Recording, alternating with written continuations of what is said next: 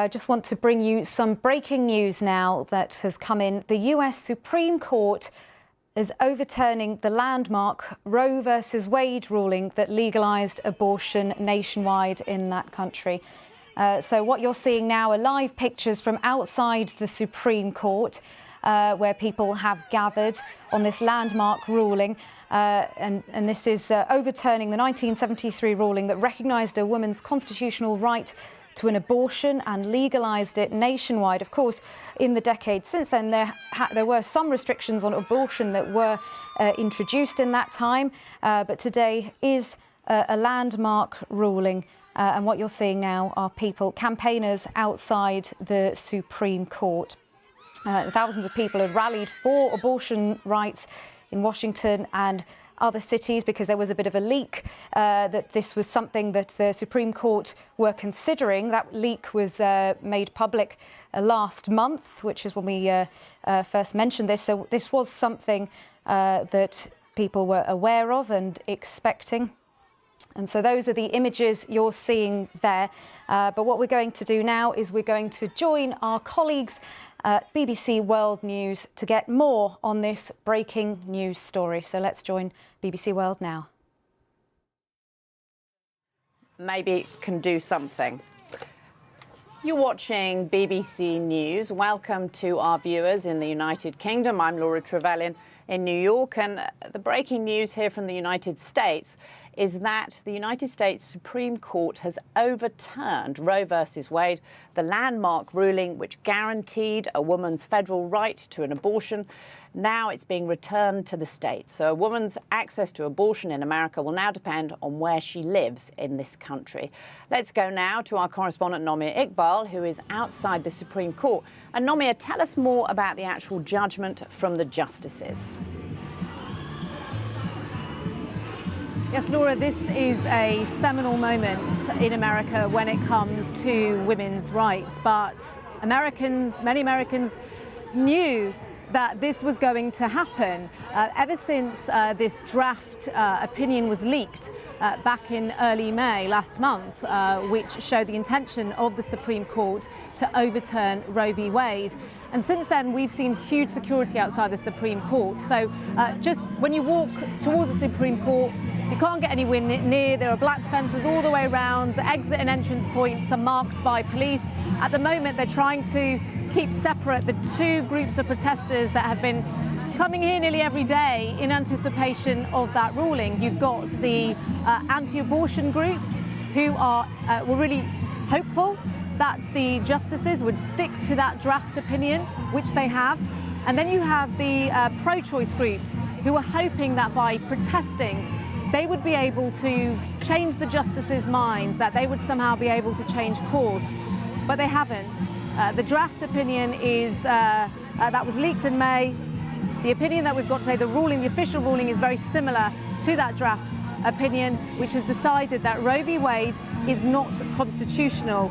And in the ruling, it says that the majority opinion, in a ruling of 6-3, 6 conservative justices, 3 liberals, the majority opinion cites that the right is not deeply rooted in the nation's history. Pro-abortion rights protesters are saying women are not property of the state, women refuse to go back, and this court is illegitimate.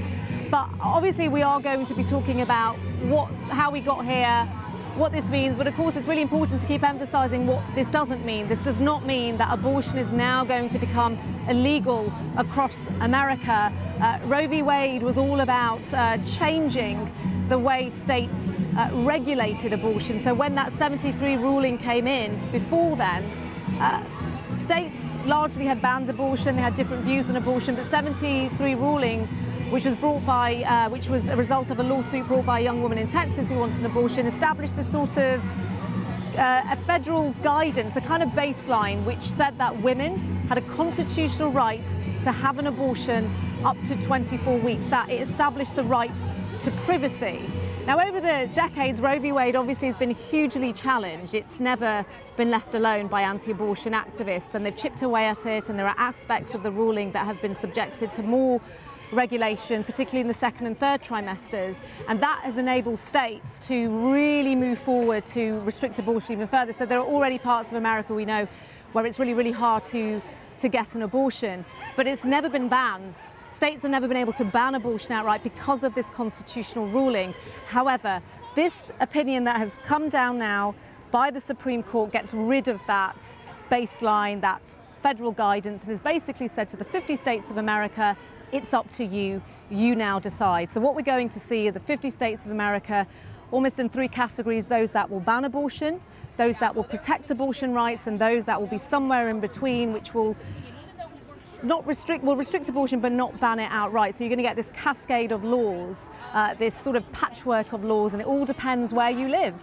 And pro-rights groups say that about 40 million women live in these hostile states. It's going to become much harder for them to access abortion services, whether that's the operation, the procedure, or the medicated abortion, which involves taking 2 pills, which is the most prevalent common form of abortion that's taken in this country. And I think what we're going to see happen in America is you're going to see these political battles that will play out across the country, the likes of which the country really hasn't seen since the days of slavery, where you had 2 camps that seemingly could not see eye to eye. But what this now means is that rights that women have had for nearly half a century has now gone. We don't exactly know when the ruling will come in, but we know that there are about 26 states that will move in the end to ban abortion, which is nearly half the country. Senator Kirsten Gillibrand, who is a leading advocate for a women's right to choose on the Democratic side, she's called this a devastating day for all Americans. And it's interesting, Nomi, that the Chief Justice, John Roberts, voted with majority, but he said he would have taken a more measured course, stopping short of overruling Roe outright. That's interesting, isn't it?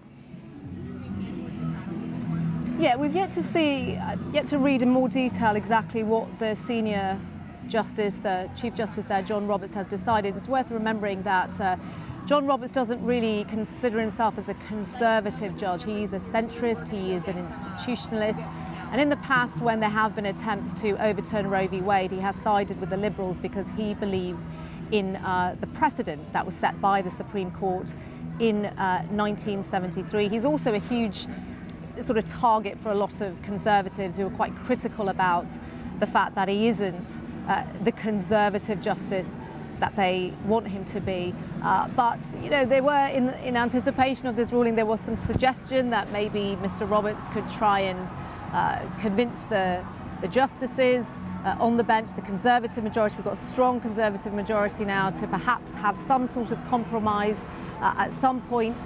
But it's also worth remembering that the 3 justices, the Conservative justices that are on the bench, Justice Gorsuch, Justice Kavanaugh and Justice Amy Coney Barrett, were put there by Donald Trump.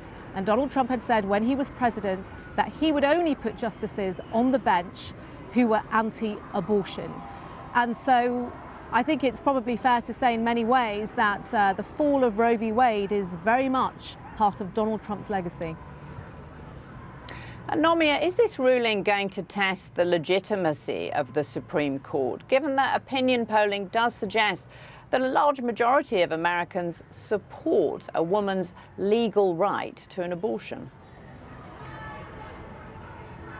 It'll be interesting to see because, yes, the polling and even recent polling has shown that most Americans, around about 66%, think that Roe v. Wade should be upheld, that Roe v. Wade should be allowed in all cases or almost all cases. But it's interesting because there are other surveys and other polls that come out that suggest that it's not as black and white as that there is some nuance there, that when you ask people, certainly when I've done it anecdotally, when I've been traveling around parts of America, you know, the reason why they think women should be allowed an abortion, it changes. So most people would say that if it puts the woman's health at risk, or if her pregnancy is a result of sexual abuse, then she has a right to a termination. But if it comes to issues like marital status or poverty or that kind of issue, then that is something that they are slightly, the sort of support slightly reduces on that. But I actually think that moving forward, national polling is not really going to matter as much anymore. I think what we're going to see now is polls at state level will matter the most, because abortion is now, the issue of abortion laws is something that's going to be a war of geography, really, and it will be something that will play out at state level moving forward. It certainly will. And let's just take a look at that seismic ruling by the United States Supreme Court, which has just landed in the last few minutes. So the Supreme Court has ruled to overturn Roe versus Wade, which is almost 50 years old, that ruling. And the justices found essentially that ruling, they found it to be unconstitutional. And they have declared that now the decision as to whether or not a woman may have an abortion is one that is being returned to the states. And it's fascinating, isn't it, Nomia? Because all of these new justices on the courts, Amy Coney Barrett, Neil Gorsuch, Kavanaugh, during their confirmation hearings, they were asked about Roe versus Wade. They were asked whether it was what's called a super precedent, because it's, you know, a ruling that's lasted for almost 50 years. And they all were very careful to dodge that answer, weren't they? What they would do on Roe versus Wade. But now we have the answer. I don't think that's hugely surprising, though. I think whenever you look at these confirmation hearings, justices are always a little bit vague about what they believe. And you know, there are senators that have expressed disdain about the fact that exactly what you said, that during their hearings they didn't say either way. But I think the fact that they were vague is like I say, quite typical of Supreme Court justices when they are going through their hearings. And Nomia, let's just talk about the practical impact of this. If you're a woman who lives in the Deep South, in Alabama or Mississippi, what is going to be the nearest state to you where you can get an abortion? Are you going to have to drive 1,000 miles to get one? Well, if you live in any one of those states, obviously you can't get an abortion there. You can't get in your car and drive over the border to any of your neighbouring states, such as Kentucky, Tennessee, or anywhere in the South, because they've banned abortion. So you live in a hostile state, the state that's hostile to abortion, you are surrounded by states that are hostile to abortion.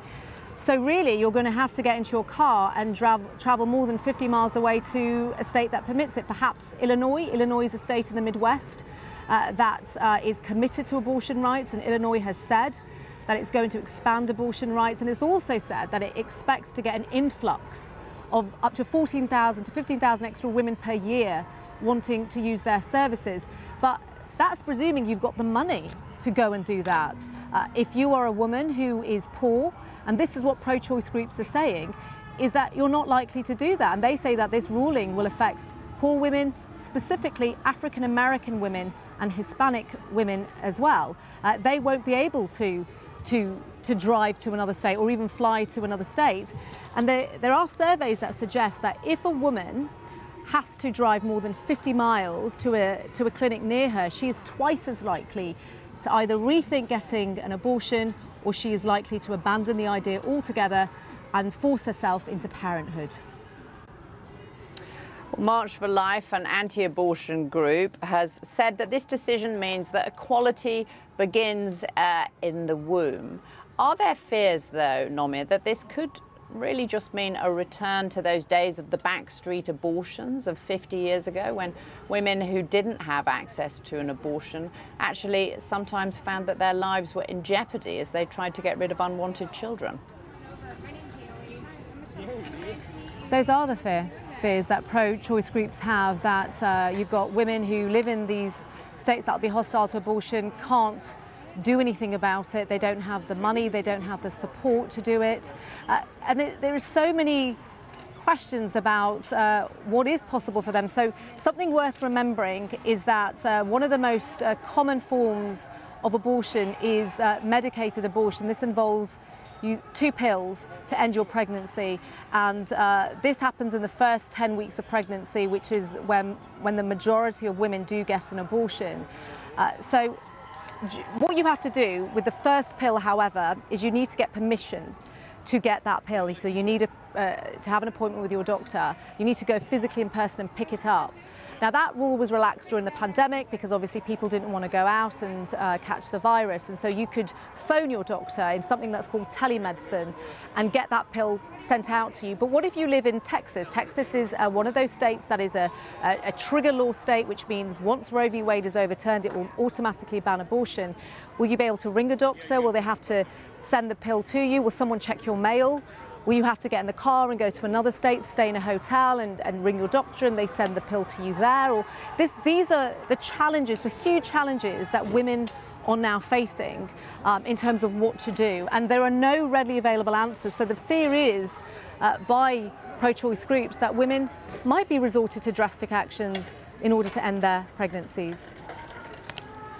And Nomia, President Barack Obama has just tweeted, today the Supreme Court not only reversed nearly 50 years of precedent, it relegated the most intensely personal decision someone can make to the whims of politicians and ideologues attacking the essential freedoms of millions of Americans. This is going to be a hugely animating issue, isn't it, come the midterm elections here in the United States in November? It certainly seems to be as far as President Biden is concerned. So I'm not sure if he's released a statement yet about it, but we know that he has talked about Roe v. Wade being overturned because that was the anticipation that that was going to happen. And just recently, he gave an interview to a late night talk show host, and in it he said that this was going to create, and I'll quote it, a mini revolution. He said this could propel many Republicans out of office come the midterm elections. So he clearly sees it as an issue that voters might take to the polls. And when the draft was leaked in May, I had gone to report on a pro-choice rally that was happening in Florida, and I spoke to a lawmaker there who is running in the Florida governorship. And she said to me, her name's Nikki Fried, she said to me that abortion was going to absolutely be the #1 issue that she was going to present to the voters come the midterms, that she is going to fight to keep abortion rights. Florida next month is going to ban abortion at 15 weeks. We don't know if they will go all the way yet. That remains to be seen, and ban it outright. But I think if we go by what President Biden has said previously, that that is very likely that this will be an issue that will come up hugely in the midterm elections in November. And Nomia, the former Vice President Mike Pence has just tweeted today, life won, and he has commended the Conservative justices for what he called their courage. And it's important to note, isn't it, that this project of overturning Roe versus Wade has been one that has been 50 years in the making, and the importance of conservative judicial appointments to the Republican Party is something that's been prioritized, hasn't it? With President Trump appointing 3 conservative justices to the court, and now you see the results. The conservative movement has been waiting for this moment for a long, long time, as you say. When that ruling came in 1973, there were many states that weren't happy about it. They already have these pre-Roe v. Wade laws on their books, just sort of waiting there to be made constitutional if in the future event Roe v. Wade was ever overturned. And as I mentioned earlier, the ruling has never had any peace in this country. Since 1973, it's been chipped away at so much by anti-abortion activists. There was a case in 1992, Casey versus Planned Parenthood, which saw more regulation introduced, which allowed states to really restrict abortion. And we've just seen in the last year or so states bringing in rules which basically bypass state laws and which involve citizens, trying to stop people from having an abortion, empowering citizens to report anyone that wants an abortion. But this moment is a huge victory for conservatives. Of course, this is a loss for those who are pro-choice. And as I said, I'll just repeat that quote that came down from pro-abortion rights. They said, women are not property of the state. Women refuse to go back, and this court is illegitimate. It remains to be seen what President Biden will actually do. He has talked about some executive action. I just also want to read to you the Liberal dissent opinion. So there were 3 justices on the bench who dissented, the Liberal justices, and they have said, as of today, this court holds a state can always force a woman to give birth, prohibiting even the earliest abortions. A state can thus transform what, when freely undertaken, is a wonder into what, when forced, may be a nightmare. So that's from the Liberal justices on the bench. And Nomia, the Attorney General of Missouri, the New York Times is reporting, has already issued an opinion that activates Missouri's trigger law, effectively ending abortion in the state. So Missouri now becomes the first state in the nation to effectively outlaw abortion following the Supreme Court's decision. And more states will follow, won't they, Nomia? How many states do we expect will now, in effect, outlaw abortion after this ruling? It's thought that there will be about 13 states that have these so-called trigger laws where they will now move to completely ban abortion. And these are states that are largely in the Deep South, so think Texas, Alabama, you've got Kentucky, you've got Mississippi, of course, where the case originated from, the case that has now toppled Roe v. Wade. There are also some in the Midwest like Missouri, Wyoming, also in the plains of America such as Idaho as well. So yes, we are going to see more of that. I want to just make a point about Missouri as well. And this is the thing that many pro-choice groups are worried about. So they don't think that overturning Roe v. Wade is the end game. They think that the final frontier is to ban abortion outright in this country, to make it either ban it outright or make it really difficult. So earlier this year, Missouri weighed some legislation which would basically allow individuals to sue anybody that was crossing state lines to go to another state to try and get an abortion. That law was blocked in the state's legislature, but given now that Roe v. Wade has been overturned and they have moved to ban abortion outright, it is very, very likely that that particular law, that particular suggestion might crop up again. And Nomia, Mitch McConnell, the Senate Minority Leader, he said in a statement that millions of Americans have spent half a century praying, marching and working towards today's historic victories for the rule of law and for innocent life. And Mitch McConnell is someone who, when he was Majority Leader of the Senate, he really made this conservative-dominated court happen, didn't he? Because he shepherded through the nomination of President Trump's 3 conservative justices who have been pivotal in making this ruling. He did, and that caused much anger amongst the Democratic Party, because if you remember when the then President Obama wanted to put through Merrick Garland, who is now President Biden's Attorney General, it was blocked by Mitch McConnell, who was the Senate Majority Leader at the time, on the basis that it was too close to the election. And of course, Amy Coney Barrett, one of the justices who has backed Roe v. Wade being overturned, was put on the bench very, very close to the election in 2020. But yes, as I mentioned before, for Donald Trump, this is a huge win for him. He's not president right now, but it's part of his legacy. He got the opportunity to put 3 justices on the bench in one term. It's a pretty extraordinary opportunity for him. And you could argue that who the president puts on the Supreme Court is probably one of the most important decisions they'll ever make, because the justices on the bench have life-term appointments. You've got justices on the bench who were appointed by Reagan, by George W. Bush. They can leave whenever they want, they can retire whenever they want.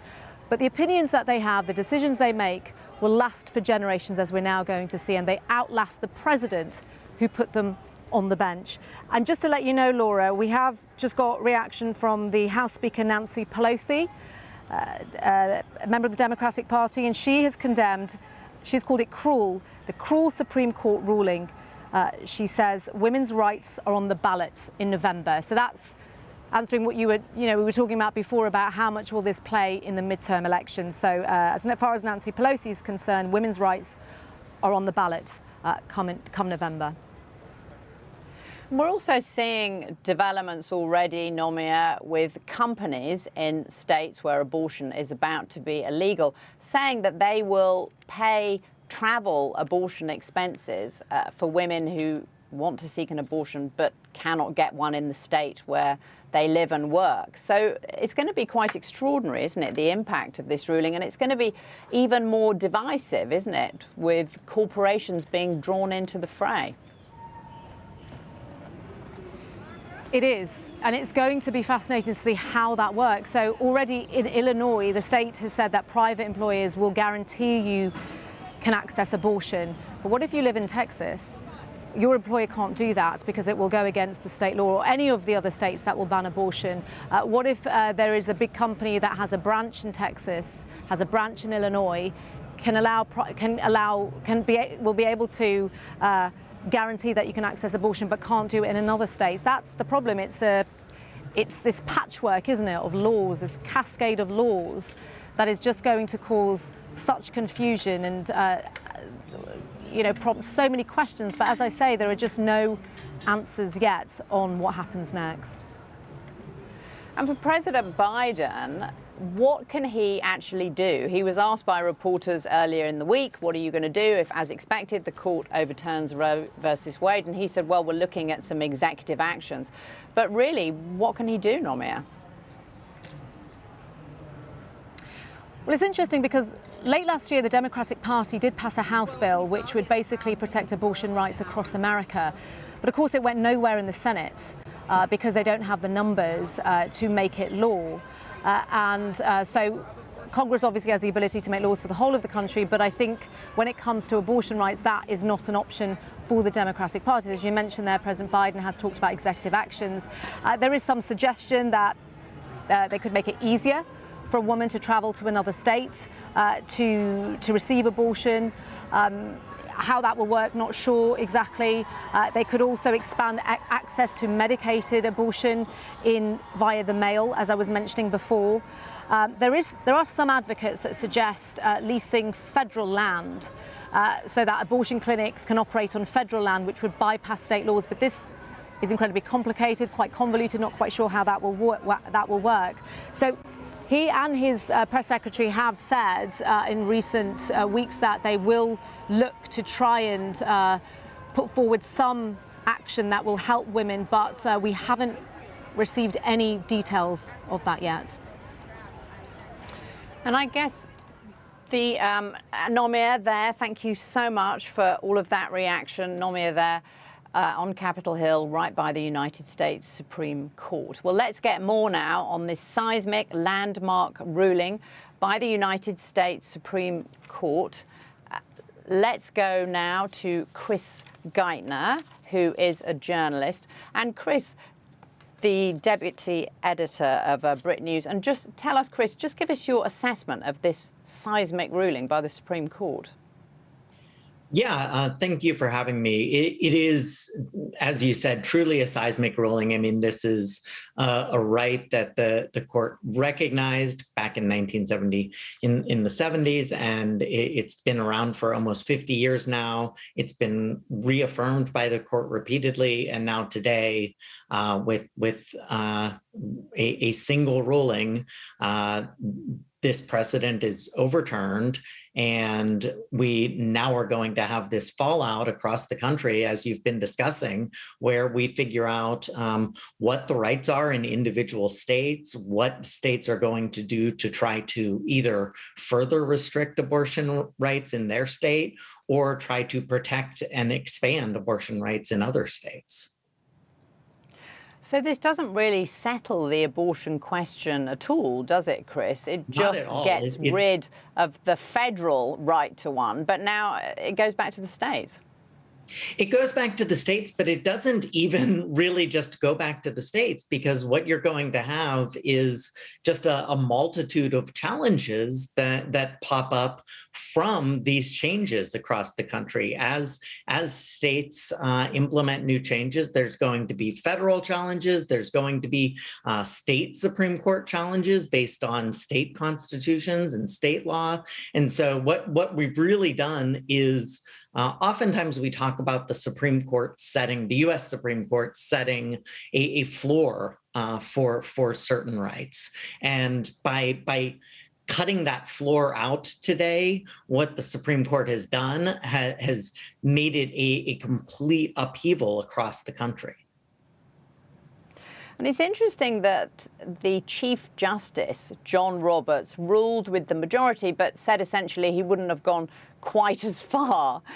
And yet he did by joining the majority. It's a bit of a confusing position, isn't it, by the Chief Justice? He joined the judgment of the court. He even in oral arguments, he sort of had made it clear that he was okay with striking down this specific law at issue, but he had real questions about how the court was going to resolve this case. And he often talks about the court as taking minimalist steps, doing as little as it needs to do to resolve a given case. And obviously here the court went a lot further than it needed to go in resolving this case. All that was at issue here was a 15-week ban, which obviously went a lot further and than other bans in the past, but it didn't go as far as some other bans in other states, like Texas's SB 8, the 6-week ban that they had passed. And so his attempt was to say, why did the court do more than it needed to do here? But at the same time, because of the current makeup of the court, they didn't need his vote. There were 5 justices who were willing to go further, and today they did. What do you think this means, Chris, for a country that's already so politically divided as we head towards November's midterm elections? What is the impact of this going to be politically? Yeah, I mean, it's always hard to judge how the Supreme Court is going to end up playing in elections because people end up worrying about so many other things in their lives. But the Republicans have traditionally been very good at especially turning out their base on Supreme Court issues, and particularly overturning Roe. Now that that's happened, it's not clear, one, if the Republicans will be able to keep up their base on that same level, but also, on the contrary, whether or not now the Democrats are going to have an issue that they can actually rally their base around turning out to the polls to sort of offset this ruling today.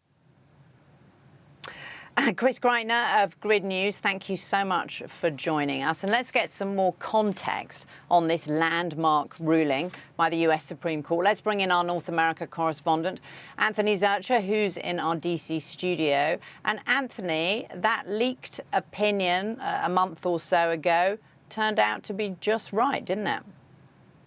It did. I mean, the Supreme Court essentially, through this leaked opinion, telegraphed its punch. And there were going to be people wondering who leaked it and why. But when you look at this opinion by Alito wrote the leaked opinion, you can see it's the same basic holding, that Roe v. Wade and Casey v. Planned Parenthood, which upheld Roe v. Wade, essentially, all of that is invalid, that they were poorly decided from the get-go, and that state legislatures, states, and the voters who live there should determine the legality of abortion and not the federal judiciary.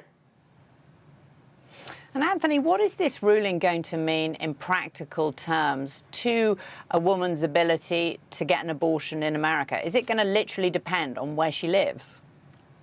That's exactly what's going to happen. I mean, there are 22 states right now that, because they have abortion bans that were on the books before Roe v. Wade was decided, or they have what's called trigger laws that essentially ban abortion as soon as Roe was reversed, which is what happened today.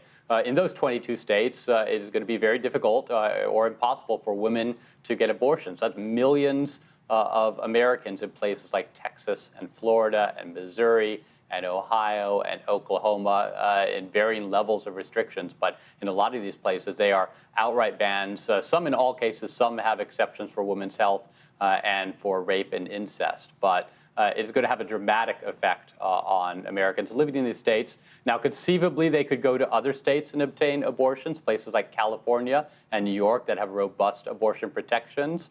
But we are looking at states trying to prevent women from even crossing borders to get abortions, or from providing financial or transportation support for women to go across borders to get abortions in other places. And that is going to be a very big legal battle in the years ahead. I mean, it's something that we really haven't seen since slavery, pre-Civil War, where there were free states and slave states, and these states were trying to impose their views on a hotly contested moral issue on the national stage and on each other.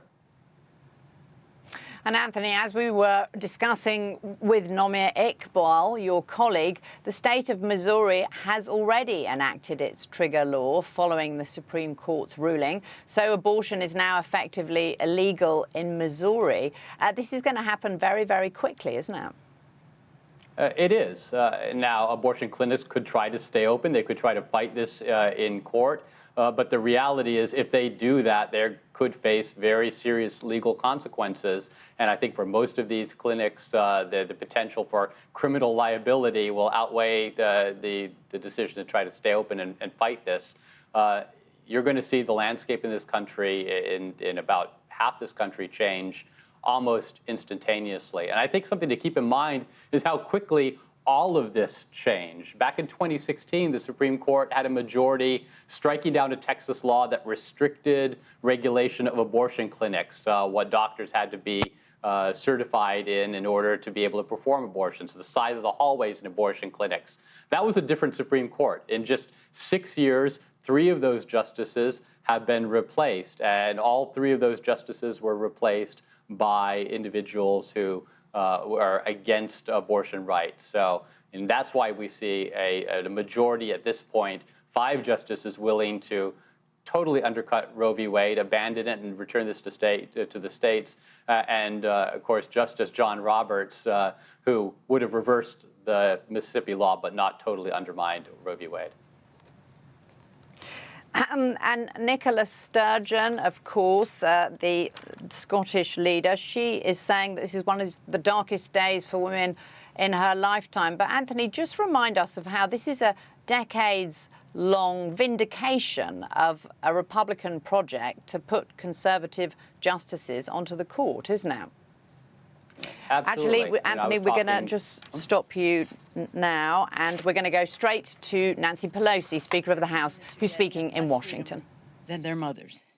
With Roe and their attempt to destroy it, radical Republicans are charging ahead with their crusade to criminalize health freedom. In the Congress, be aware of this, the Republicans are plotting a nationwide abortion ban. They cannot be allowed to have a majority in the Congress to do that, but that's their goal. And if you read, and again, we're all studying all this, but if you read what is in the very clear, one of the justices had his own statement. It's about contraception, in vitro fertilization, family planning. That is all what will spring from their decision that they made today. It's such a contradiction.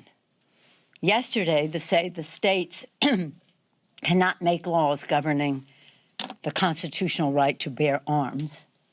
And today, they're saying the exact reverse, that the states can overturn a constitutional right for 50 years, a constitutional right for a woman having the right to choose.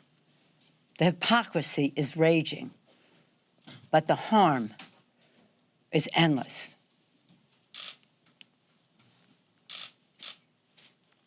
What this means to women is such an insult. It's a slap in the face to women about using their own judgment to make their own decisions about their reproductive freedom. And again, it goes well. I always have said the termination of a pregnancy is just their opening act. It's just their front game. But behind it, and for years, I have seen in this Congress opposition to any family planning, domestic or global, when we have had those discussions and those debates and those votes on the floor of the House. This is deadly serious, but we are not going to let this pass. A woman's right to choose, reproductive freedom, is on the ballot in November. We cannot allow them to take charge so that they can institute their goal, which is to criminalize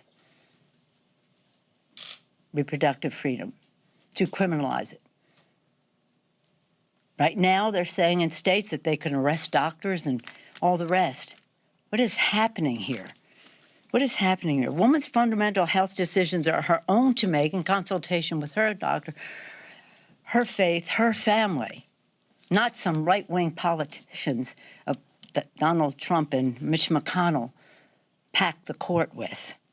While Republicans seek to punish and control women, Democrats will keep fighting ferociously to enshrine Roe v. Wade into the law of the land. This cruel ruling is outrageous and heart-wrenching, but make no mistake, again, it's all on the ballot in November. The Supreme Court has ended a constitutional right. This is 50 years proclaimed a constitutional right. What happened today was historic in many respects. Historic in that it had not recognized a constitutional right and then reversed it. This is a first. And again, just before it imposed a constitutional right to allow for concealed weapons. How about those justices coming before the senators and saying that they respected, stare decisis, the precedent of the court, that they respected the right of privacy in the Constitution of the United States? Did you hear that? Were they not telling the truth then? Again, just getting to the gun issue, because really, in preparation for this morning, I was really in an exalted state about what happened in the United States Senate yesterday. Counterpoint to the dangerous decision of this Trumpian Supreme Court that they made yesterday, but a way to take us to, as the bill is called, community safety. The Bipartisan Safer Communities Act. Right now, and I'm going to have to leave momentarily because we're just finished voting on the rule, we will be debating the bill on the floor, and we expect a good bipartisan vote on it in the House. We congratulate the Senate on the work that they have done and the timeliness of it to be passed in the Senate in a strong bipartisan way on a day when the court made such a dangerous decision. We will, many of our House Democrats' proposals that are included in this package are that keep deadly weapons out of dangerous hands by encouraging states to establish extreme risk protection order laws, ERPO, otherwise known as red flag laws, help put end to straw purchases, close the boyfriend loophole. So many good things are in there. And it's not everything that we want, and we must keep moving toward background checks, but universal background checks, which will save the most lives. But this will save lives. And to listen to Lucy McGrath and other family members of those who have lost their loved ones, this is a giant step forward. Maybe not so much a giant, but a strong step forward. And if it's good enough for them, then we rejoice in passing it. As I say to members all the time with legislation, do not judge it for what isn't in it, but respect it for what is. And there's much to be respected in this legislation. On a happier note, yesterday we celebrated 50 years of Title IX, which has transformed equality and opportunity in our country. Are you familiar with the words of Title IX? Yesterday we had Billie Jean King here once again celebrating Title IX, unveiling a portrait of Patsy Mink, who is the author in the House, working with Birch Bayh in the Senate to make this the law of the land. And this is what it says. No person in the United States shall, on the basis of sex, be excluded from participation in, be denied the benefits of, or be subjected to discrimination under any education program or activity receiving federal financial assistance.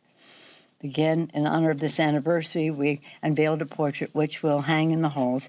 It's about our she's actually the first woman of color to serve in the Congress. So she's honored for her first, but also for what she accomplished. We already have a painting of Shirley Chisholm, the first African-American woman, and for her many accomplishments here. And of course, Jeanette Rankin, the first woman ever to serve in the Congress. That's our first series.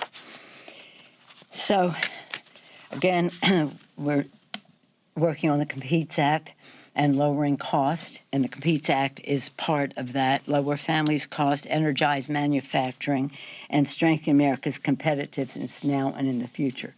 I think we seem to be able to find our areas of agreement where we have some negotiating to do and some things that we may have to say for another day. The real question is, do the Republicans in the Senate really want America to be independent? Do they really want to bring back jobs, to make it in America, and allocate the resources to make sure that happens, especially with chips, which are so important to our manufacturing in our own country. So that is very important. Competes is a pillar of our work to lower costs, but we're proud of other steps we have taken, lowering gas prices by cracking down on big oil's price gouging and the Consumer Fuel Price Gouging Prevention Act, lowering food costs and taking further action to lower gas costs with the Lower Food and Fuel Cost Act, lowers fertilizer costs for farmers, reduces meat and poultry prices for families by increasing competition there, and lowers cost at the pump with cheaper, cleaner American unleaded 88. I'm very proud of the work of our members who are so responsible for this, and lowering the cost of everyday goods by passing the Open Shipping Reform Act. In every one of these categories where we have taken action, corporate America, and I don't paint them all with the same brush, but corporate America, some, have been there to exploit the consumer. That's Nancy Pelosi there, the Speaker of the House. She's updating reporters on everything that she is doing. And as part of that, she has said that this United States Supreme Court decision to overturn the federal constitutional right to an abortion that's existed in America for almost 50 years, she described that as criminalizing health freedoms. She described it as a cruel ruling. She called it outrageous and heart-wrenching. For more, let's bring in our senior North American correspondent, Anthony Zurcher, who's in our DC studio.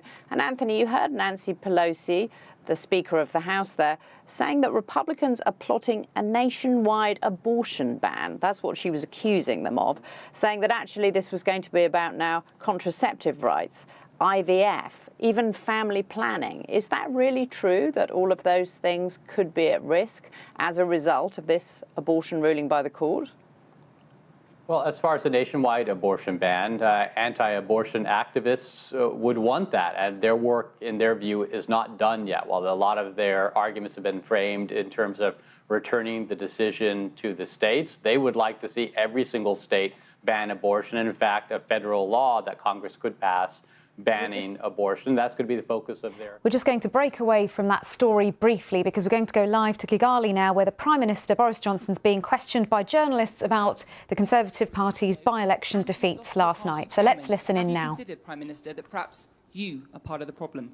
I think that, of course, people are going to want to look at, political impacts and the impacts on party politics of these by-elections. But I just remind you of the context in which we're operating. The world, as I've just said, the UK, other parts of the world are facing the price shocks caused by not just supply chain problems we've seen post-COVID, also by the war in Ukraine. We're dealing with those with a huge amount of fiscal firepower, so £1,200 for the 8 million most vulnerable households coming into people's bank accounts next month, tax cuts for the vast majority of people paying national insurance contributions, and also, of course, focusing on the ways we can, as I said, bear down on people's costs more generally. So, look, I'm not going to pretend these are brilliant results. We've got to listen, we've got to learn. But it wasn't that long ago, only just over a year ago, that we won a spectacular by-election victory. When people are finding it tough, they send messages to politicians, and politicians have got to respond, and that's what we're doing. I think the fundamentals in the UK economy are good, but we've got to recognise that times are tough for people right now. But I think we have the right programme, the right plan for a stronger economy to get our country through it and come out stronger the other side.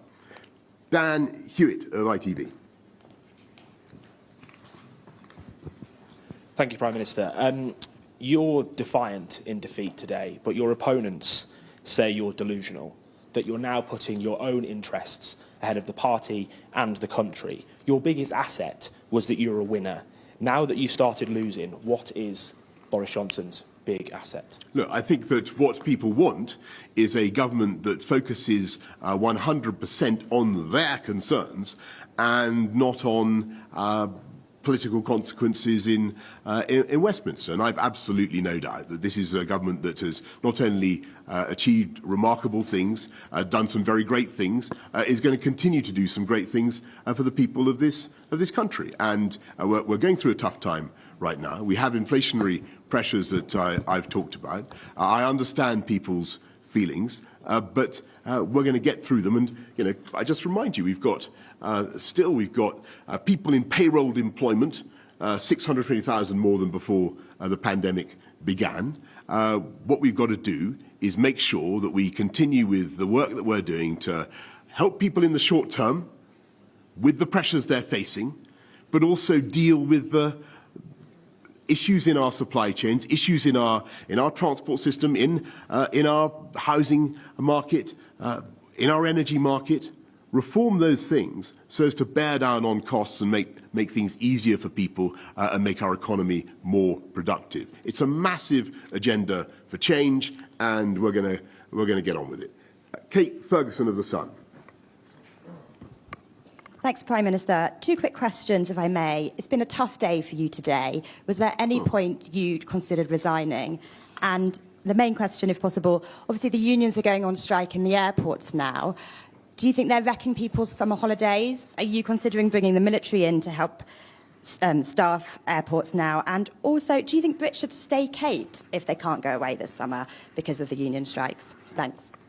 Thanks very much, Kate. Look, with the airlines, like the railways, got very substantial sums of public money in support during the pandemic. I think it was 8 billion for the airlines, 16 billion for the railways from memory. I don't think there are justifications for these strikes, but what I want is for people to get round the table and sort it out. When you look at what's happening on the railways, as I've said repeatedly, I think there's an overwhelming case for change and reform and improvement. This is a government that is putting huge sums into our railways. Huge sums of taxpayers' money are going into the rails. 96 billion just into the integrated rail plan for railways in the north and the Midlands. I think taxpayers and fare payers have a right to demand improvements in the way those railways operate for that investment, and that's what we're going to get. Martin Brown of The Express.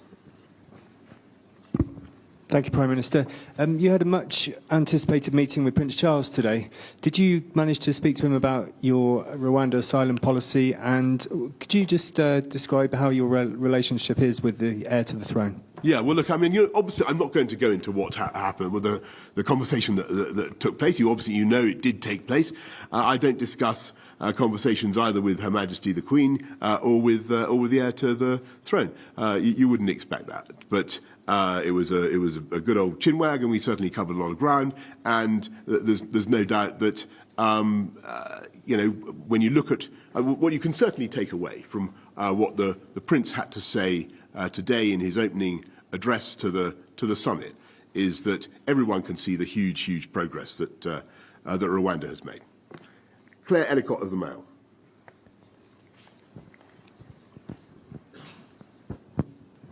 Thank you, Prime Minister. The Cabinet's been rather quiet today in tweeting their support for you. Are you confident that you still have their backing?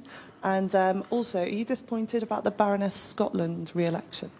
Thanks, Claire. So, look, I mean, first of all, the government, I'm here in Rwanda, getting on with the CHOGM summit, which is incredibly important for our country and for our world.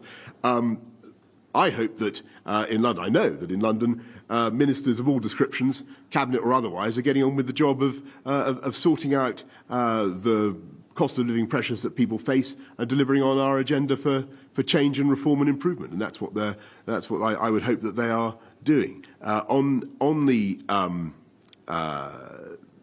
Secretary General of the Commonwealth, look, you know, I think it's a good day for democracy. What is the Commonwealth? It is an amazing group of 54 countries that share values, and in particular the idea of democracy. And I work well with Baroness Scotland, have done for a very long time since I became Foreign Secretary, I think, and look forward to working well with her in the next couple of years. Now, this is a crucial time for the Commonwealth. I think people are looking more and more to this institution. More and more countries want to join it. They see the value of it. And so we'll be doing everything we can simultaneously to help strengthen the Commonwealth Secretariat and really deliver value for Commonwealth members. Camilla Turner, Telegraph. Thank you, Prime Minister. You're now out of the country until next Thursday. Are you worried MPs from your own party are going to be plotting to get rid of you while you're away?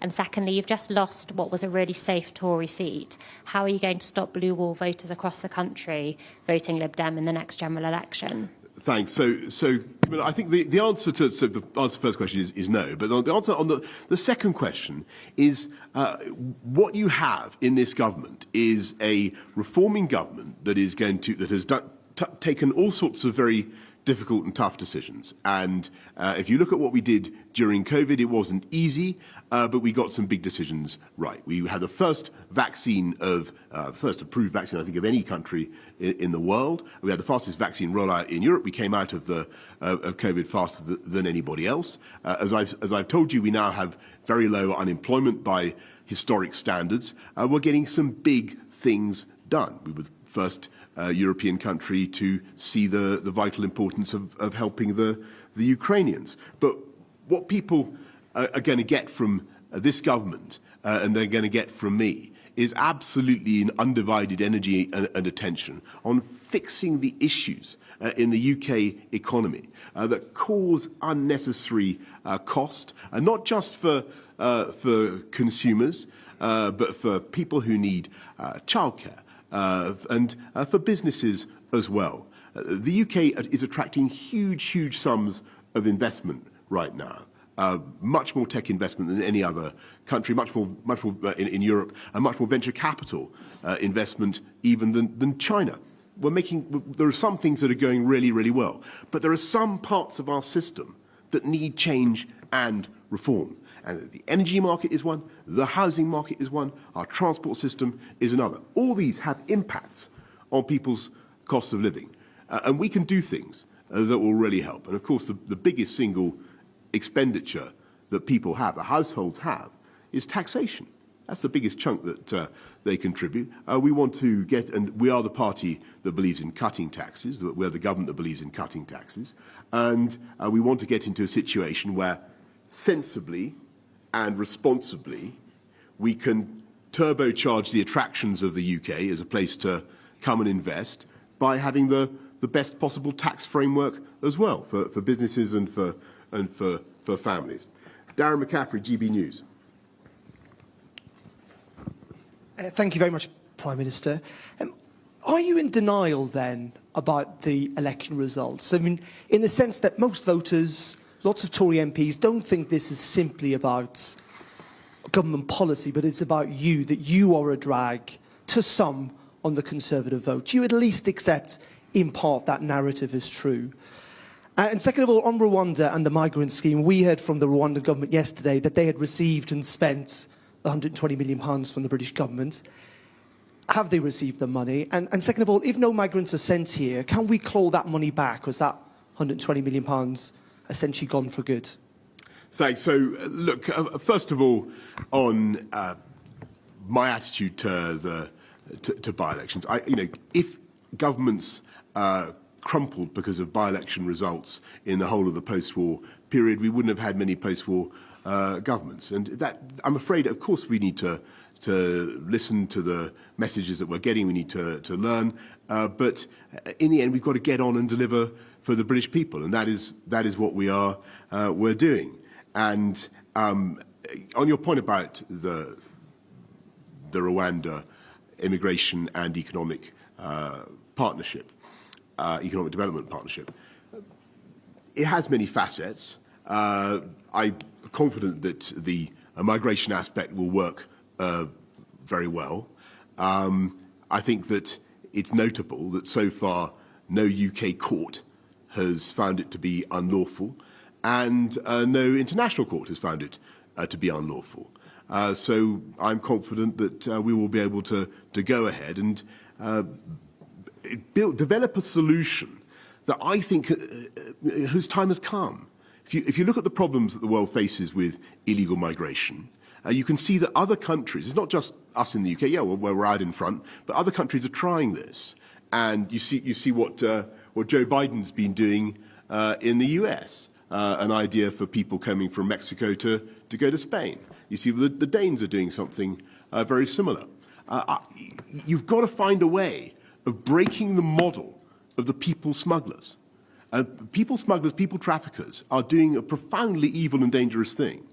And you have to find a way of stopping that. So we're going to continue with the policy, and you talk about will we get a refund? I'm confident that it will produce value for money. The current cost of the asylum system in our country is about 1.5 billion, and I think 5 million every day at least on hotel bills. So this is a very, very expensive business already, and I think the Rwanda partnership offers a good way forward.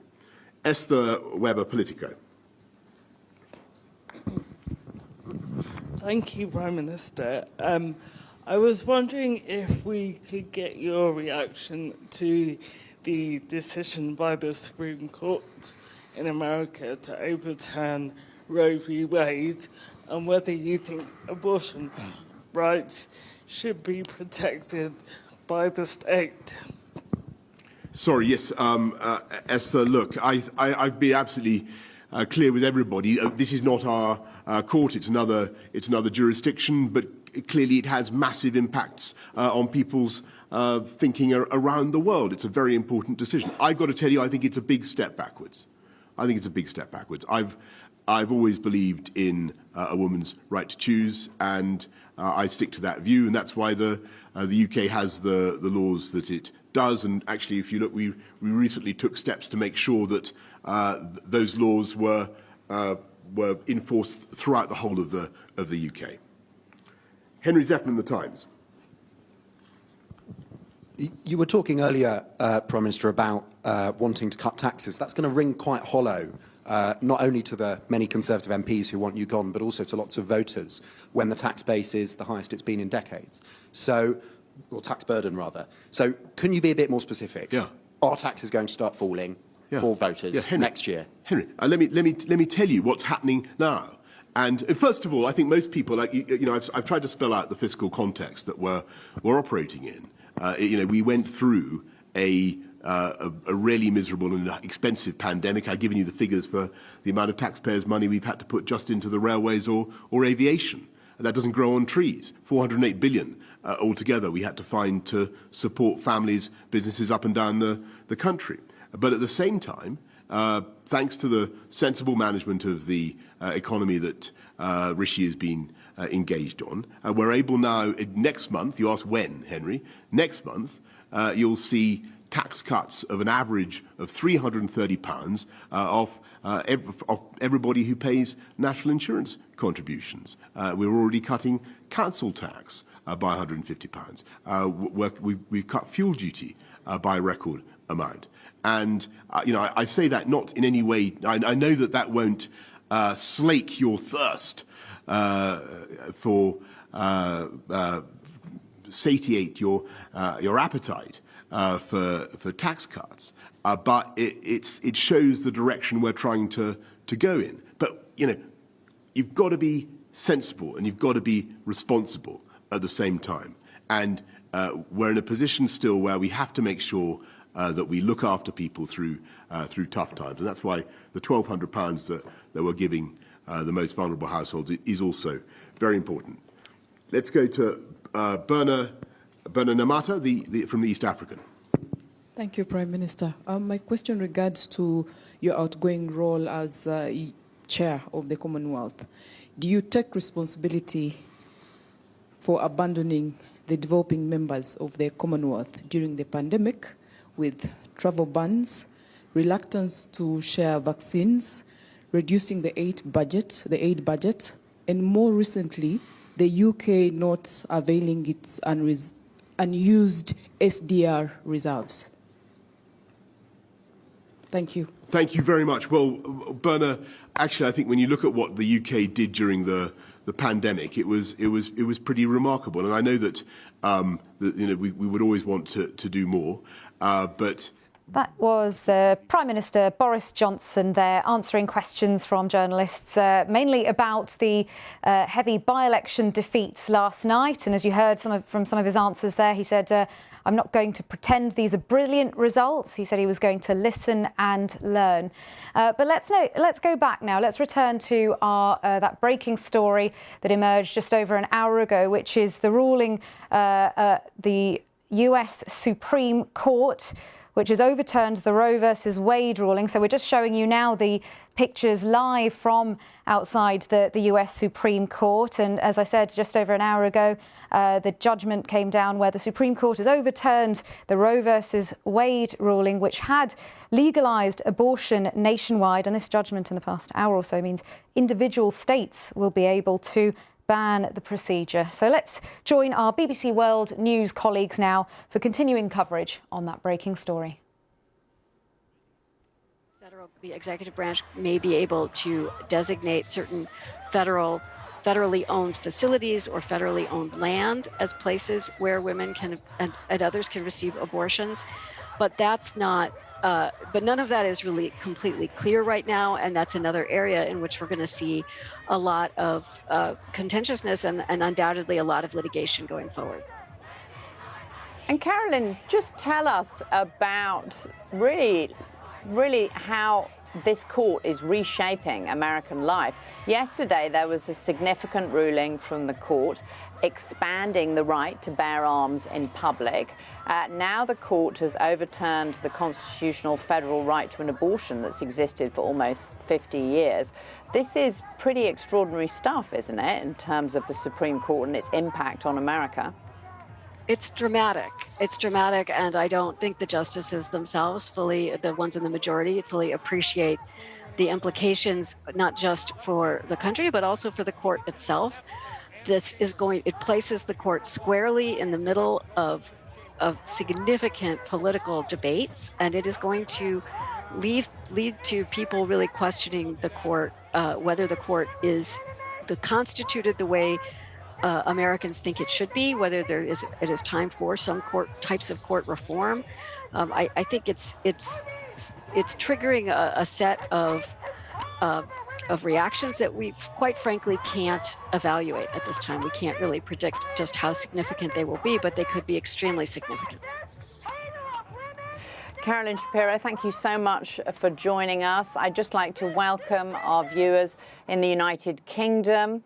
The United States Supreme Court here in America has overturned the constitutional federally guaranteed right to an abortion that has been guaranteed for almost 50 years by a case called Roe versus Wade. So we're getting reaction now to this very dramatic ruling, and anti-abortion activists here in the United States have been celebrating and say that this is just the first step for the post-Roe generation.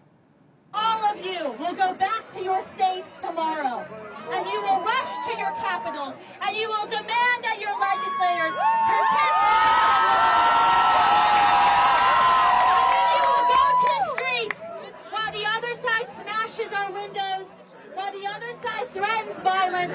You will go to the streets in service to connect every single woman who's scared and alone, who's being told that she has no other choice than to pay the abortion industry, who will profit off of her despair. You will tell her you can choose both, and we will stand with you. Friends, this is not the end of the pro-life generation, now the post-Roe generation. This is the next phase.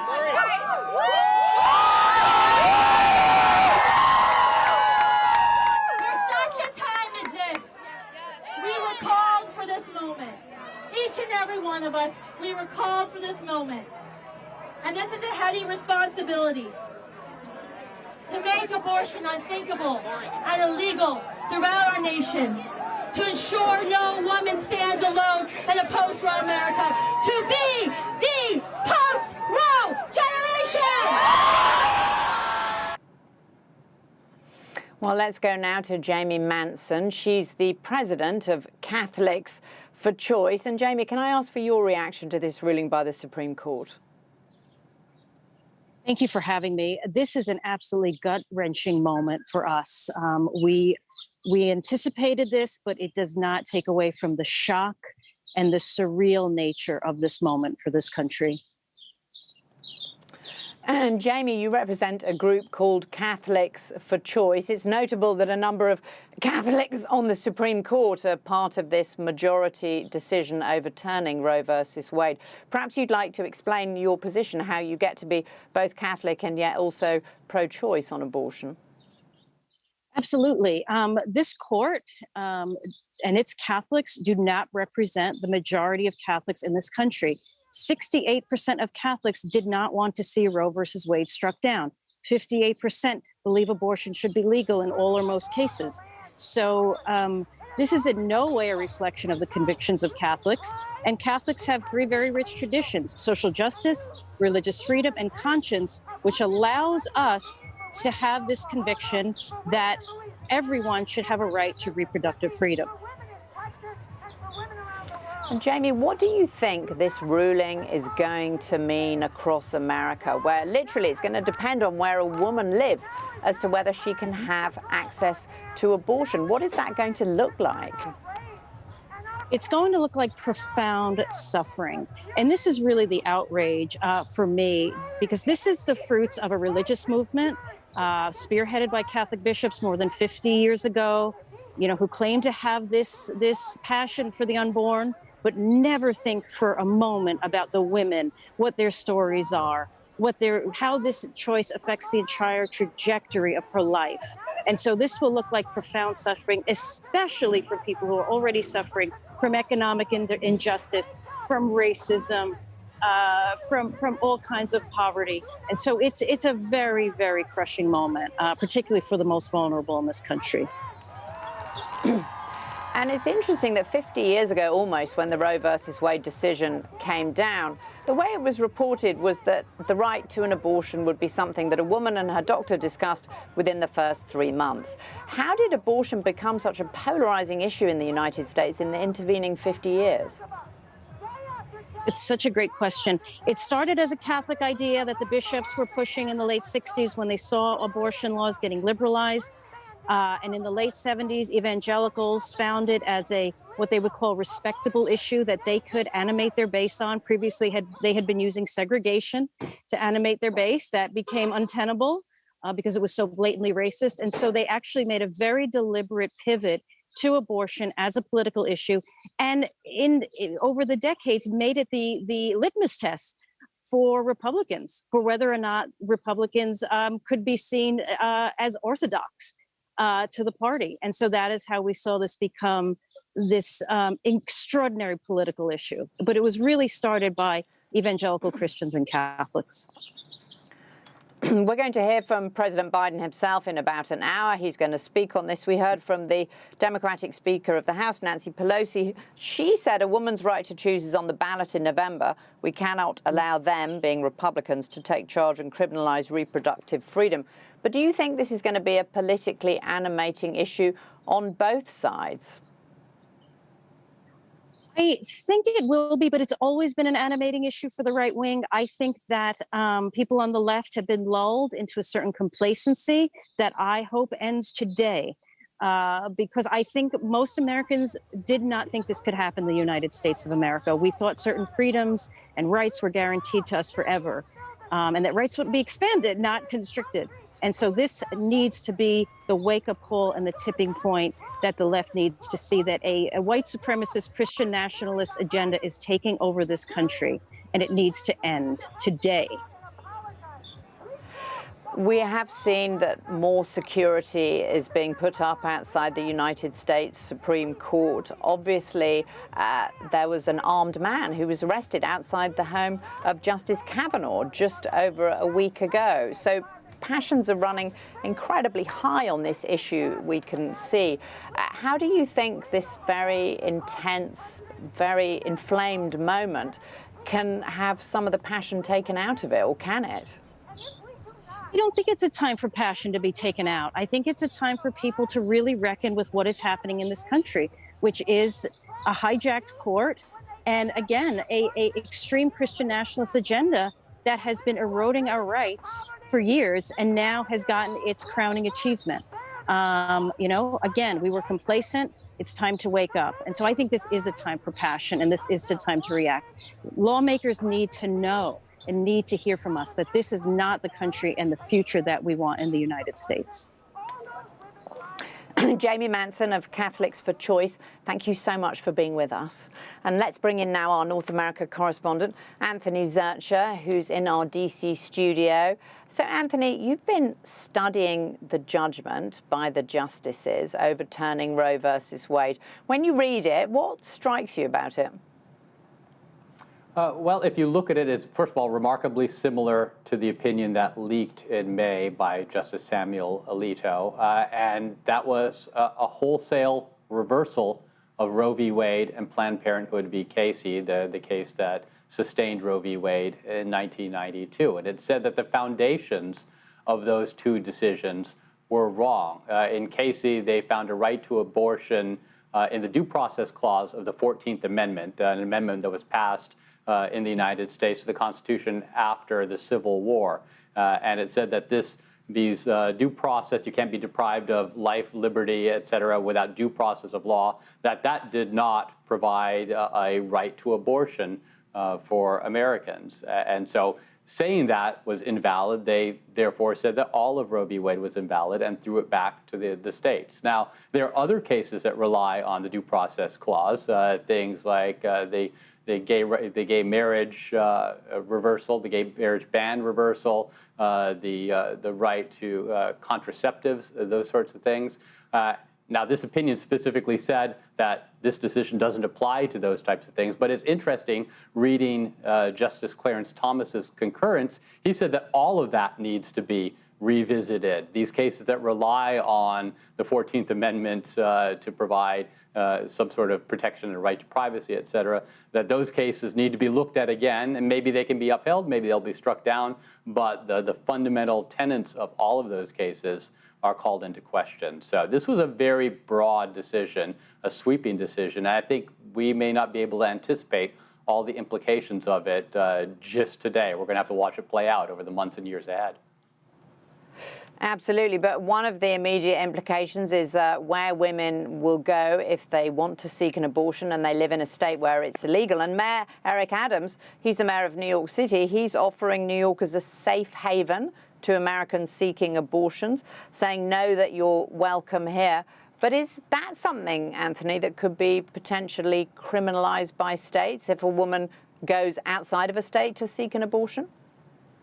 There are states already trying to do that, and there are states like Texas that allow individual citizens to bring lawsuits against people who assist women to go obtain an abortion, no matter where they obtain it. That's going to be a big legal battle in the months and years ahead. And again, it's reminiscent of the way the United States was prior to the Civil War, where you had different states with very stark, differing opinions on slavery, a moral issue of slavery, and they were trying to impose their views on other states and get the federal government to go along with it. I mean, up until this point, if you want to take a military history kind of perspective on it, abortion was fought like World War I, where both sides were in the trenches and they were fighting over very narrow strips of land, and they could move one way at one point, the other way at the other point, but the battlefield was very limited by Roe v. Wade and the abortion protections from the Supreme Court. Now we're in a World War II scenario where the battle is being fought everywhere. It's happening on a much larger field of combat, and we're going to see battles, individual battles that we don't anticipate. There are going to be battles over mail-order abortion pills if the federal government tries to move to protect the right to order abortion pills even in anti-abortion states via the mail. We're going to see battles over the interstate movement of women to get abortions and supporting that. We're going to see battles in states over their state constitutions and whether there are provisions in state constitutions that protect right to abortion. This is an entirely different world than we saw for the past 49 years, where there was a fundamental bedrock provision that the U.S. Supreme Court found in the U.S. Constitution protecting a right to abortion pre-viability. Now all of that's open to debate, political debate across the country. Now, lawmakers are going to join the crowds outside the Supreme Court. And we can see, for example, Alexandria Ocasio-Cortez. She's one of the New York state lawmakers. She is most certainly on the side of a woman's right to choose. She has a huge social media following. She's very influential on the progressive left. And Anthony, she's apparently been telling the crowd we should look at expanding the Supreme Court. Of course, this was a 6-3 decision. The conservative justices, all of them, 3 of them appointed by President Trump, were in that majority. But, Anthony, expanding the Supreme Court is not exactly straightforward, is it? It's not. It's an idea that has been kicked around in the past prior to the 2020 presidential election because of steps that Republicans in Congress had used to appoint conservative Supreme Court justices by holding open seats until Donald Trump became president and acting very fast when Justice Ruth Bader Ginsburg, a liberal, died right before the 2020 election, and appointing Amy Coney Barrett, who ruled against Roe v. Wade today on the court. These ideas, while they have a lot of support among the base of the Democratic Party, would be difficult to implement because it would have to pass through Congress. And while Democrats control the House of Representatives, they would have to overcome the parliamentary procedure, the filibuster in the Senate, get all 50 Democrats to vote to support expanding the Supreme Court, and then find another 10 Republicans to go along with them. And there are not 10 Republicans. There aren't even 50 Democrats to support expanding the Supreme Court. And there's certainly not 10 Republicans who are in favor of that. Heck, there aren't 10 Republicans in the Senate who are in favor of doing anything to protect abortion rights on a national level. So they would have to change the makeup of the U.S. Senate before they can even start to consider changing the makeup of the U.S. Supreme Court. And Anthony, we're going to hear from President Biden himself in about 45 minutes. He, of course, is a Catholic, but he's someone who has supported a woman's right to choose. What are President Biden's options at this moment?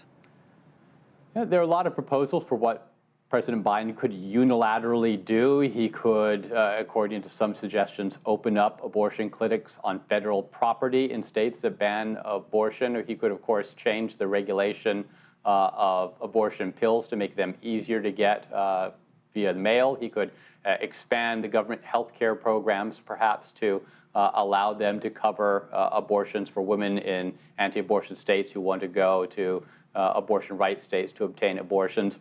All of these things will instantly be fought in the court. Any kind of move he tries to take will be challenged.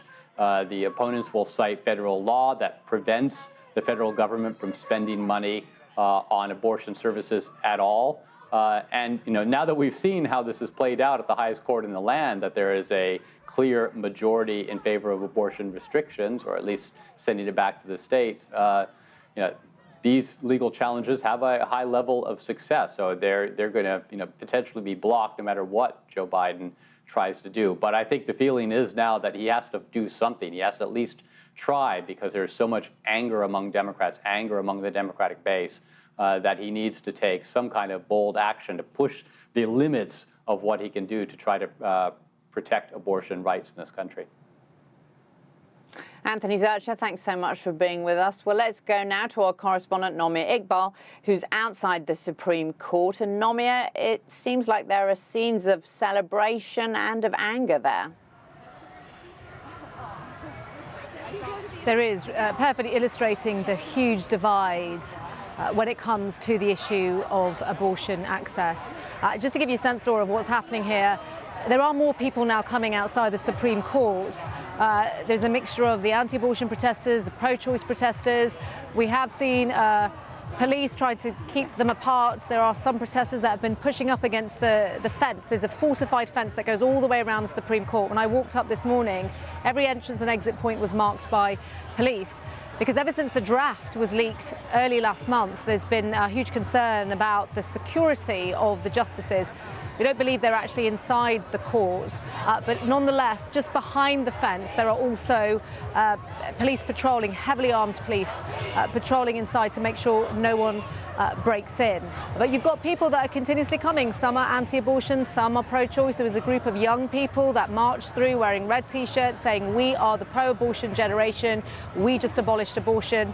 Probably an average age of about 25 in that group. There's also people who are just coming here just to see it, to kind of take in the moment. There was a woman that was just behind us, so there's a bank of us here, the press gathered here, obviously covering it, and she was taking a selfie and she was beaming and saying, "I just want to be here to mark this momentous occasion." So there is a crowd that's gathering outside, but police, as I say, are on standby to make sure it doesn't get out of control.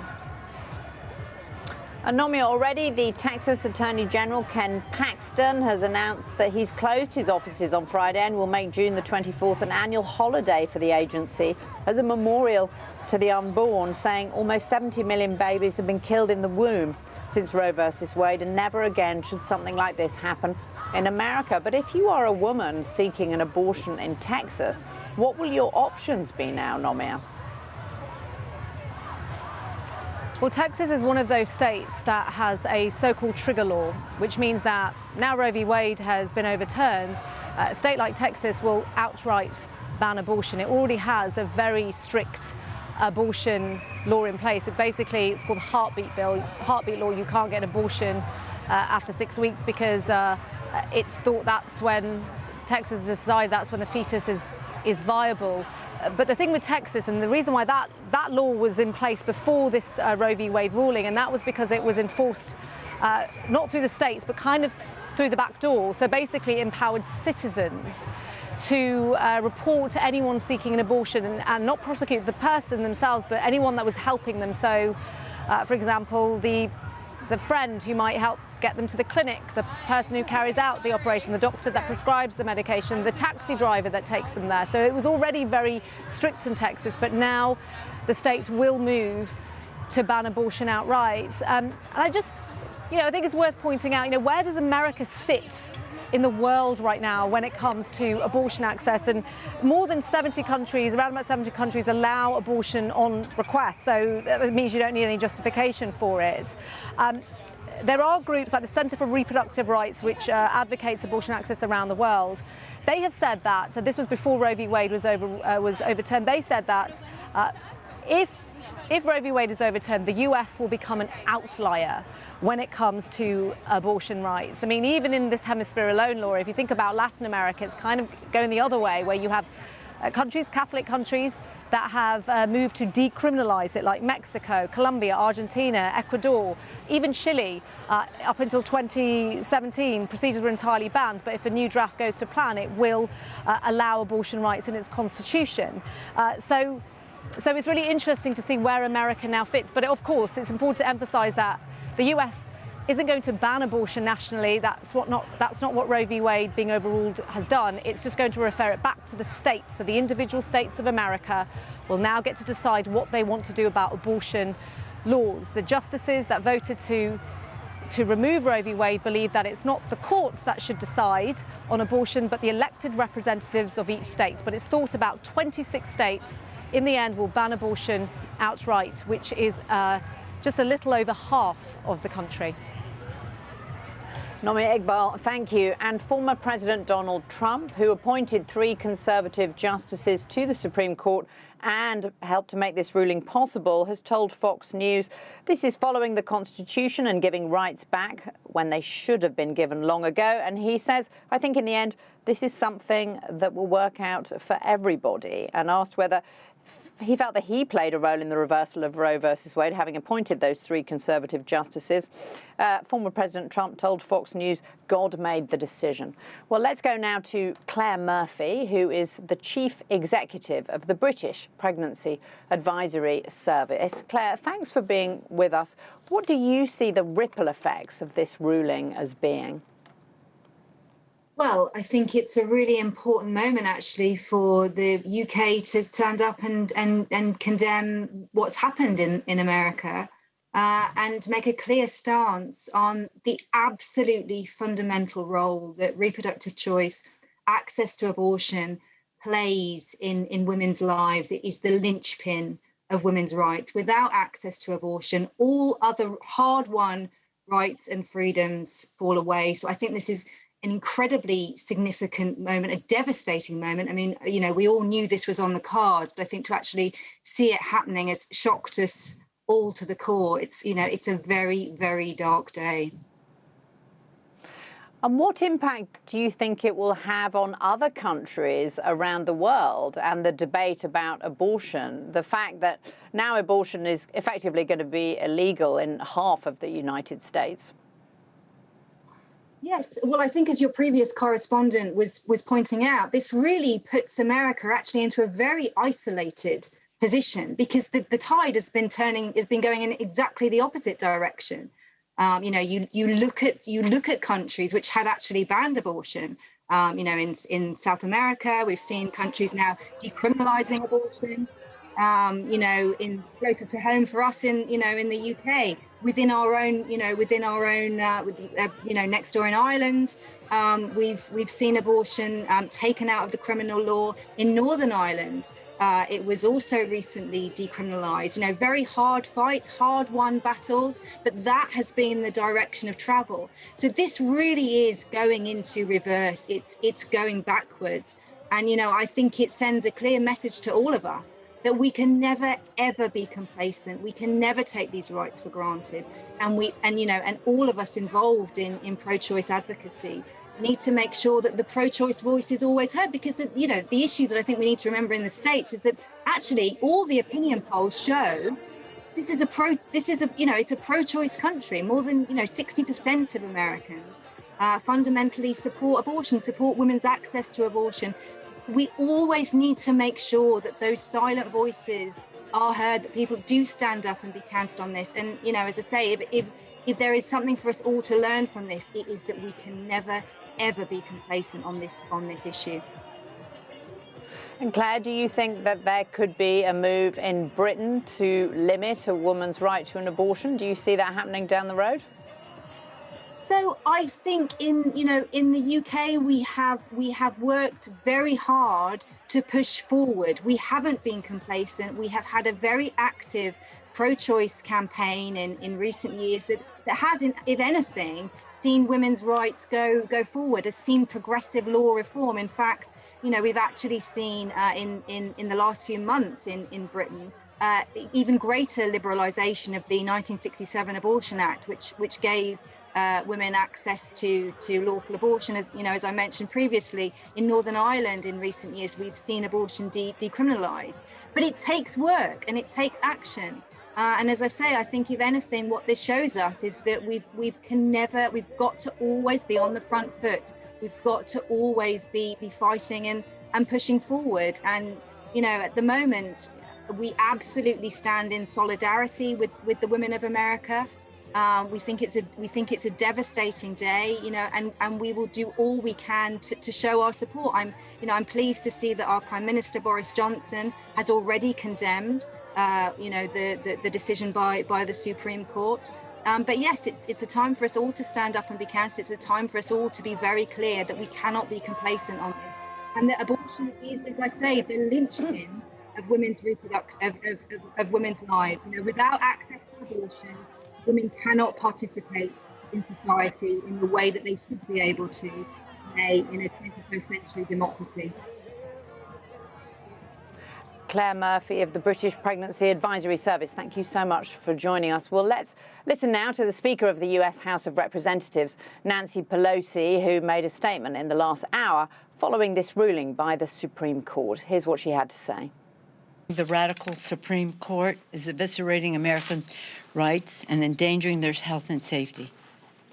But the Congress will continue to act to overcome this extremism and protect the American people. Today, the Republican-controlled Supreme Court has achieved their dark, extreme goal of ripping away a woman's right to make their own reproductive health decisions. Because of Donald Trump, Mitch McConnell, and the Republican Party, their supermajority in the Supreme Court, American women today have less freedom than their mothers. With Roe and their attempt to destroy it, radical Republicans are charging ahead with their crusade to criminalize health freedom. In the Congress, be aware of this, the Republicans are plotting a nationwide abortion ban. They cannot be allowed to have a majority in the Congress to do that, but that's their goal. And if you read, and again, we're all studying all this, but if you read what is in the very clear, one of the justices had his own statement. It's about contraception, in vitro fertilization, family planning. That is all what will spring from their decision that they made today. It's such a contradiction. Yesterday, they say the states cannot make laws governing the constitutional right to bear arms. And today, they're saying the exact reverse, that the states can overturn a constitutional right for 50 years, a constitutional right for a woman having the right to choose. The hypocrisy is raging, but the harm is endless.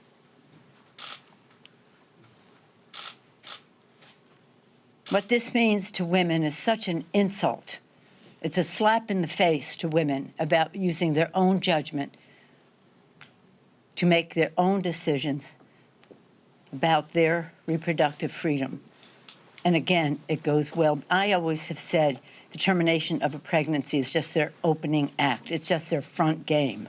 But behind it, and for years, I have seen in this Congress opposition to any family planning, domestic or global, when we have had those discussions and those debates and those votes on the floor of the House.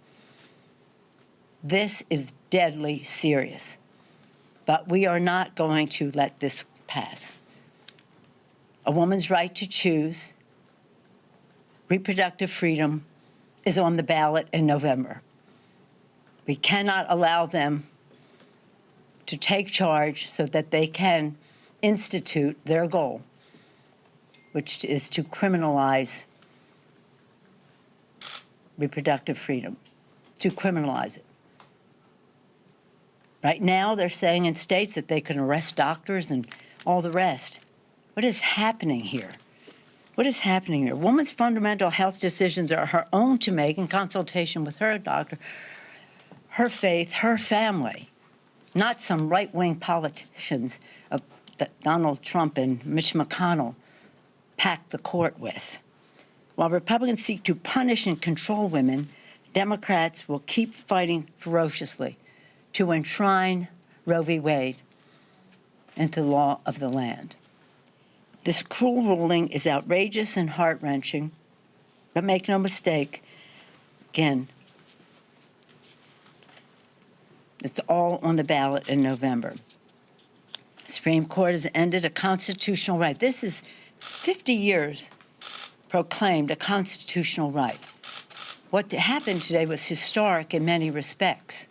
Historic in that it had not recognized a constitutional right and then reversed it.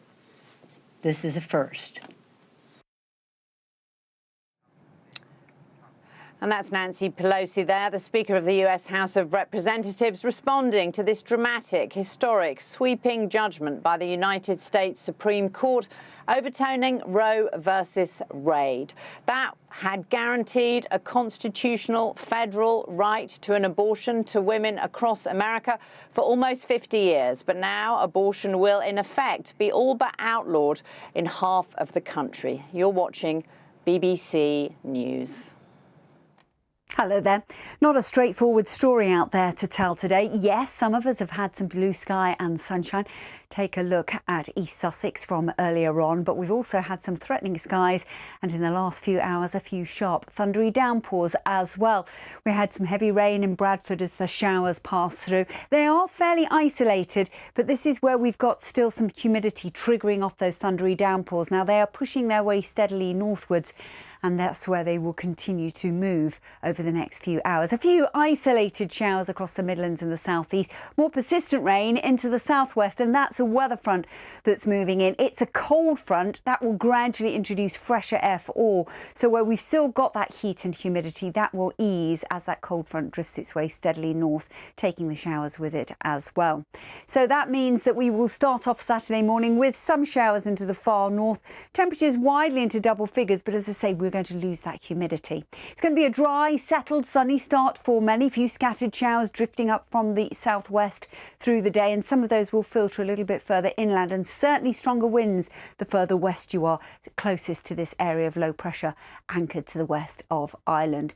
In terms of the feel of the weather, 16 to 18 degrees on exposed west coast, maybe highs of 22 with a little more shelter and with the best of the sunshine. Now, fingers crossed, the cricket will stay largely dry. Can't rule out the shower, but on the whole it will be largely fine and dry. I think there's a greater chance, however, of seeing some showers on Saturday for Glastonbury, but it's going to be sunshine and showers, so it's not going to be a write-off by any means. Now, as we move towards Sunday, that area of low pressure is still there, and in actual fact, we could see more persistent rain moving into western fringes, and yes, another windy day with it as well. So there'll be a spell of wetter weather perhaps across southwest England, Wales, into Glastonbury, across west-facing coasts as well. Sheltered eastern areas should stay driest for longest, and maybe East Anglia down into the southeast corner dry altogether, with highs here of 23 degrees. Now, as we move out of Sunday into next week, it looks likely that it will continue to stay unsettled at times, but once again, the driest, brightest of the weather in the south.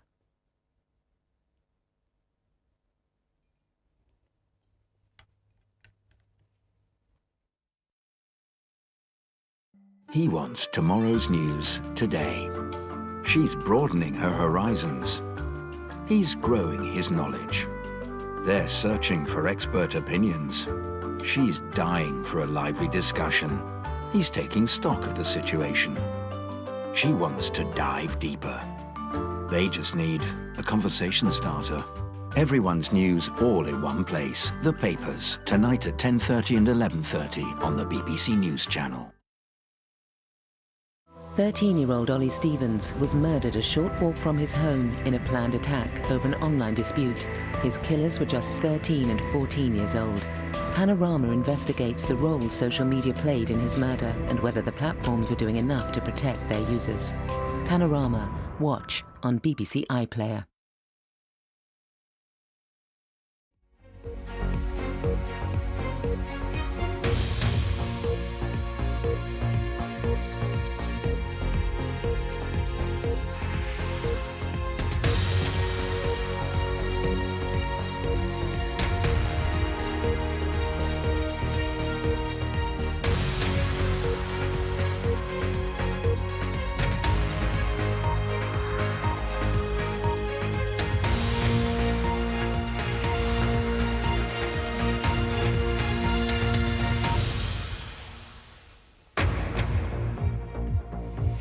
I'm Laura Trevelyan. This is a BBC News special.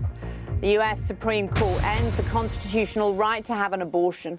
It means the landmark Roe versus Wade ruling, dating back nearly 50 years, has been overturned. The historic judgment is set to transform abortion rights in America, with individual states now able to ban or restrict the procedure.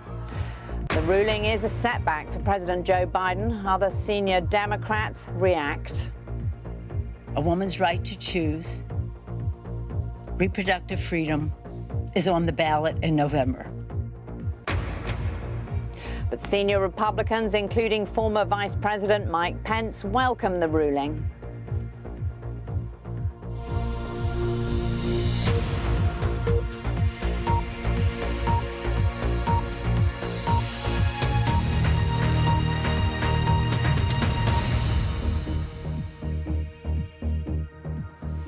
The US Supreme Court has ended the constitutional right to an abortion.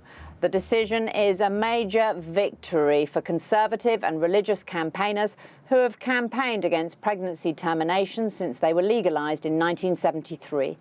The Conservative-dominated Supreme Court ruled by 6 votes to 3 that the decision to legalize abortions in the case known as Roe versus Wade was legally wrongly decided, as the US Constitution doesn't specifically mention abortion rights. Well, our correspondent Nomia Iqbal is outside the United States Supreme Court. And Nomia, are there scenes there of celebration and also of anger?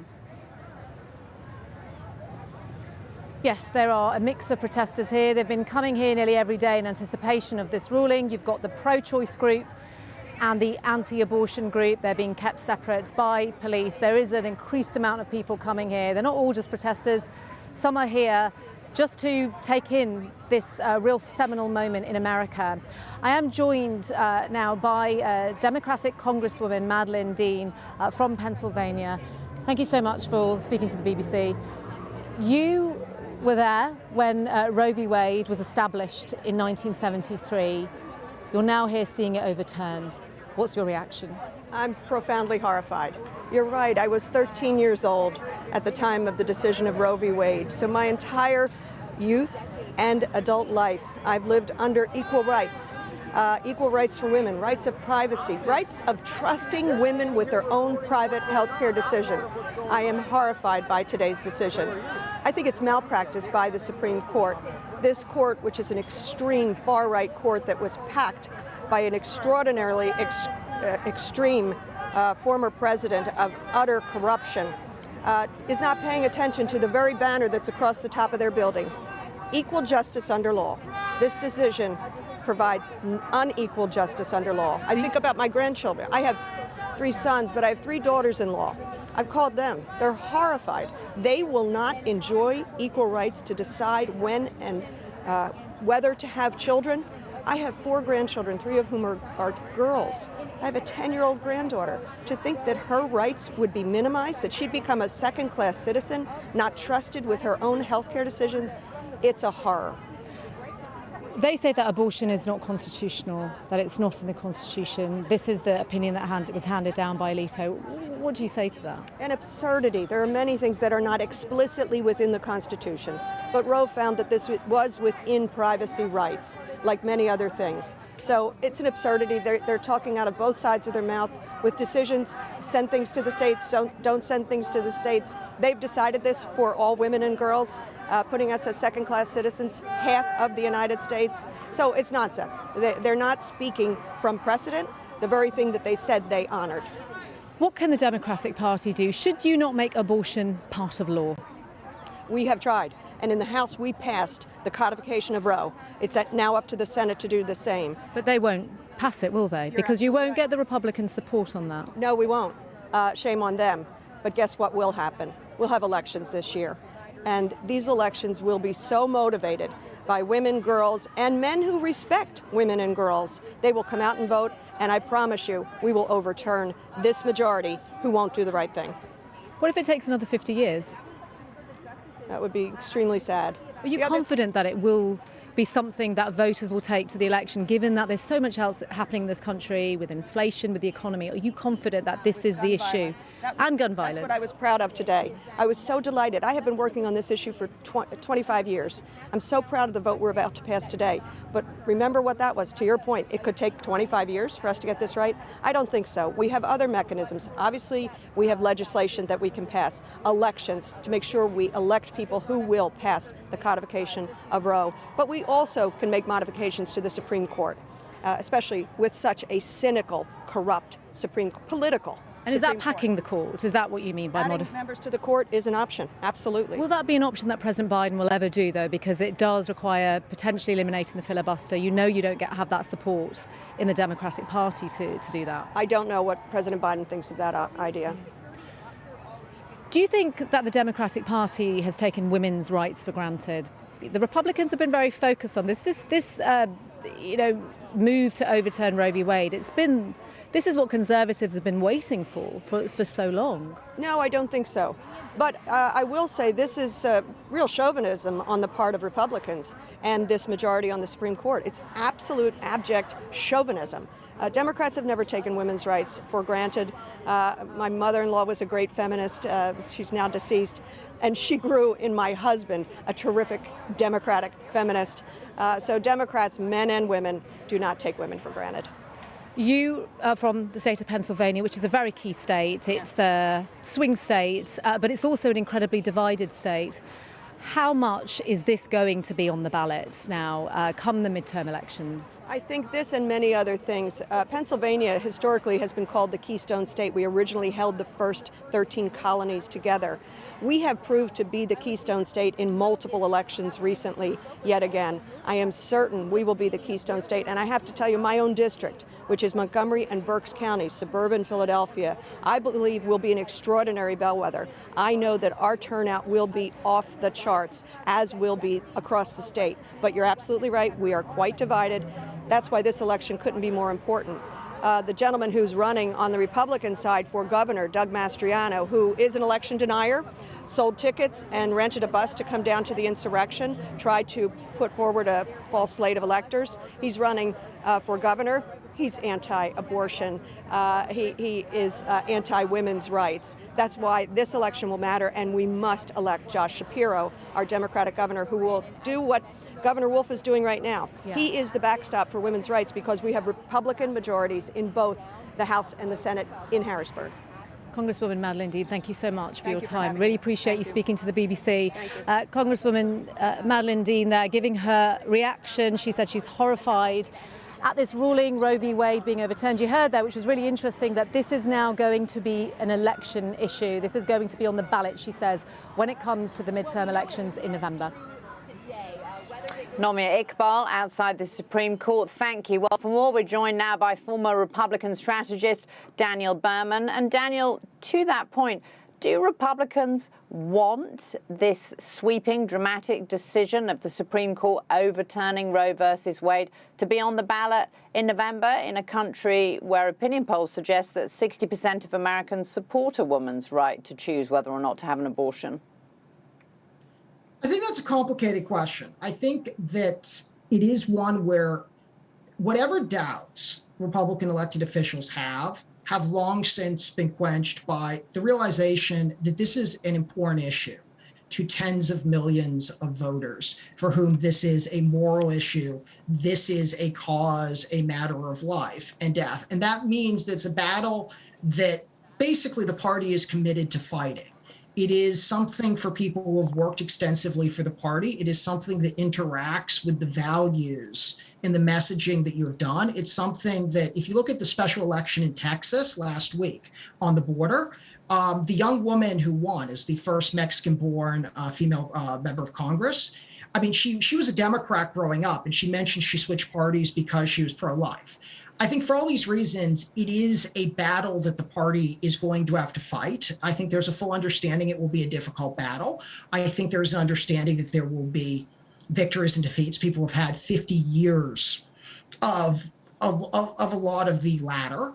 And I think people also understand that this is sort of a first step. And it's one that if you don't properly respond to, and there's a couple ways to screw it up, you can lose a whole lot of what you gained. This is an opportunity. It's not an end goal. It's not the end of the story. And I think that's true for Democrats as well. Nancy Pelosi, the Democratic Speaker of the House, is claiming that Republicans want to pass a nationwide ban on abortion. Is that on the cards if Republicans were to gain control of Congress?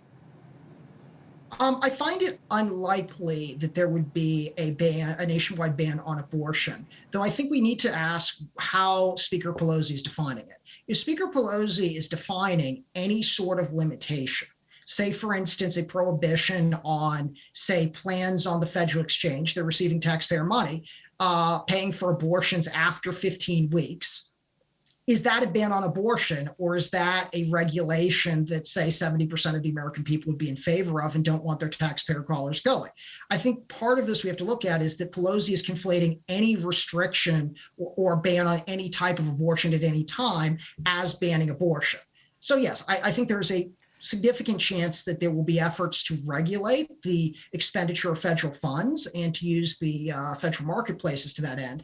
I don't think there's any intention to actually ban or eliminate the procedure at the federal level. I think there's an understanding that that is not the proper role, and I don't think that is likely to happen regardless of the size of majorities. Well, Justice Clarence Thomas, in his opinion today that he wrote, he suggested that the court could look again at the right to contraception. Is that something that you think the Republican Party should be supporting, restricting access potentially to contraception, because that is seen as the first stage in preventing life? So I want to quote from Justice Kavanaugh in his concurrence, because that was Thomas speaking for himself in the concurrence, not for the court majority. But that's pretty radical, the idea that maybe family planning should be looked at. What I'm saying is Kavanaugh explicitly says, first is the question of how this decision will affect other precedents involving issues such as contraception marriage. In particular, decisions in Griswold v. Connecticut, Eisenstadt v. Baird, Loving v. Virginia, and Oberfeld v. Hawes. I emphasize what the court today states. Overruling Roe does not mean the overruling of those precedents and does not threaten or cast doubt on those precedents. That's what Justice Kavanaugh wrote. And in both cases, it's one justice writing in a concurrence of what they're going to do. I think that there is too much attention being paid to Thomas's suggested view. And I think it's also worth noting that that would actually require states to seek to ban those things or challenge them. And I think that's sort of an additional step that isn't necessarily clear they're going to do it. I mean, the court isn't going to ban contraception. At most, the court will allow a democratically elected legislator to do so. I think that would be a very bad idea. I would personally vote against any legislators who did it. And actually, Justice Thomas himself, his dissent Lawrence, said this is a particularly silly law. This was referring to the Texas sodomy law. And if I were in the legislature, I would vote to repeal it. If I could just get you back to the broad sweep of this, does the court's ruling in the end do anything to resolve the very polarizing position that abortion has in American life? Because now half the country is going to move to effectively outlaw it and half the country is going to move to shore it up. I think in the short run, probably not. I think people are not used to how to solve this in a democratic process in the way, say, for instance, you are in the UK or Europe. I think eventually it will settle down. I think there will be a lot of poorly conceived laws passed on both sides in the next 18 months. I think people will realize why these laws are bad ideas. Hopefully, most of them will be struck down by the courts. I mean, Justice Kavanaugh's concurrence listed a series, including bans on interstate travel, that he would almost certainly strike down. And I think voters will realize and punish the people who are grandstanding. But yes, I think there will be some very bad ones in the short term. And then I think people will think critically about it and realize we have to seriously engage with a difficult issue that doesn't have a simple solution. Daniel, thank you so much for joining us there. Well, for some more context on this historic ruling by the United States Supreme Court, let's bring in our North America correspondent, Anthony Zerka, who's in our DC studio. And Anthony, it feels like the shockwaves, the radius of this, it's expanding by the minute. It is. Obviously, this move was telegraphed somewhat in advance. We had that draft opinion by Samuel Alito in May. That was essentially the same as this opinion handed down today. But having a draft opinion and the idea that this was coming and then see it actually out there announced and the law of the land are two dramatically different things. And I think people are just starting to wrap their head around the breadth of this opinion and the speed by which it is going to affect people's lives in essentially half the country, where states are either banning abortion or because they have trigger laws or pre-existing bans, those abortion procedures are already banned. That is something that just happened in the blink of an eye. And the political process moves slowly in this country when it's a legislative process, elections and implementing policy. But I think what today has driven home is that when the Supreme Court speaks, it can change the political, the social, the cultural lay of the land in this country almost instantly. And we're already seeing that in Missouri, that state is moving to effectively ban abortion. And in Georgia, interestingly, the governor's going to do something a bit different. He wants to ban abortion over 15 weeks, but is open to maybe allowing abortion up till 20 weeks. So we're going to see very different moves in different states, aren't we, Anthony?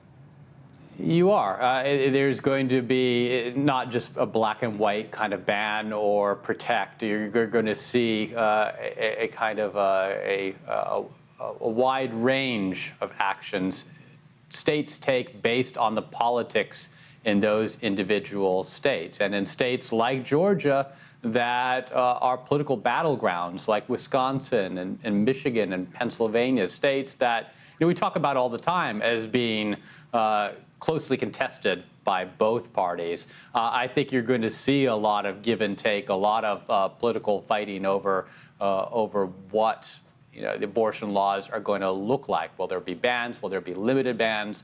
Will there be attempts to preserve abortion rights? That's where I think the political dynamic is going to play out the most dramatically in the months ahead, although you will also see states that are very much anti-abortion with solid conservative control of the legislature, states like Texas and much of the Deep South. And you see states where abortion rights are protected in places like California and New York, also doing things that are going to attempt to influence the national debate and also project their views on abortion on their opposing states. So this is going to be unpredictable, and I think you're going to see fierce battles in swing states, but you're also going to see larger national battles among the states that are deeply entrenched in their views on abortion. And Anthony, just give us some context here. This is a big victory that's been fought for many years by the conservative judicial movement, isn't it?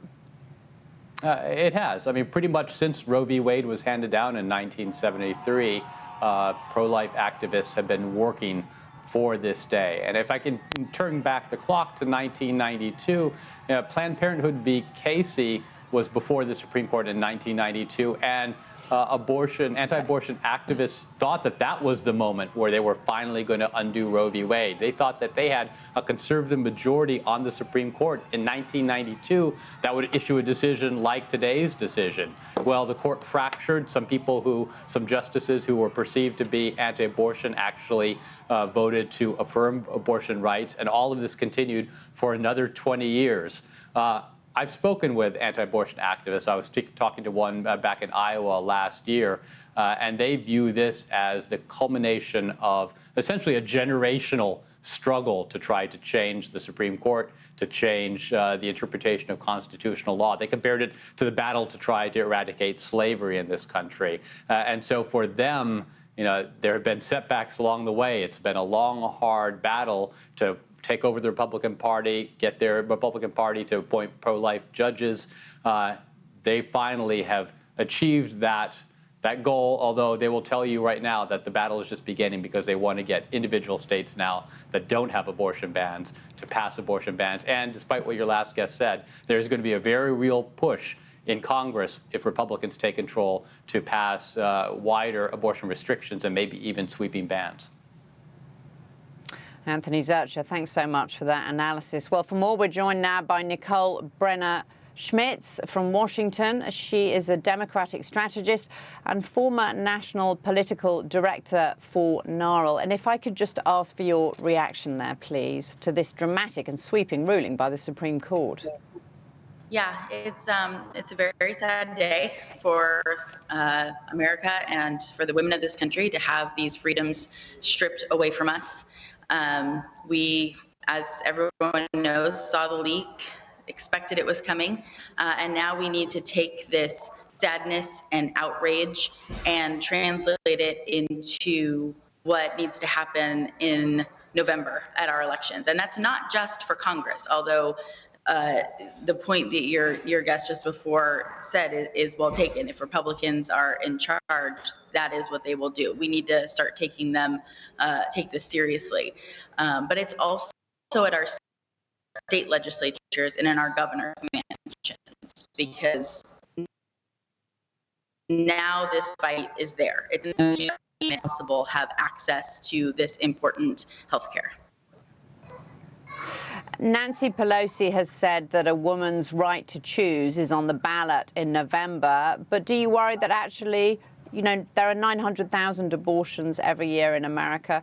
For most Americans, maybe what's on the ballot in November is high inflation and just the struggle to get by.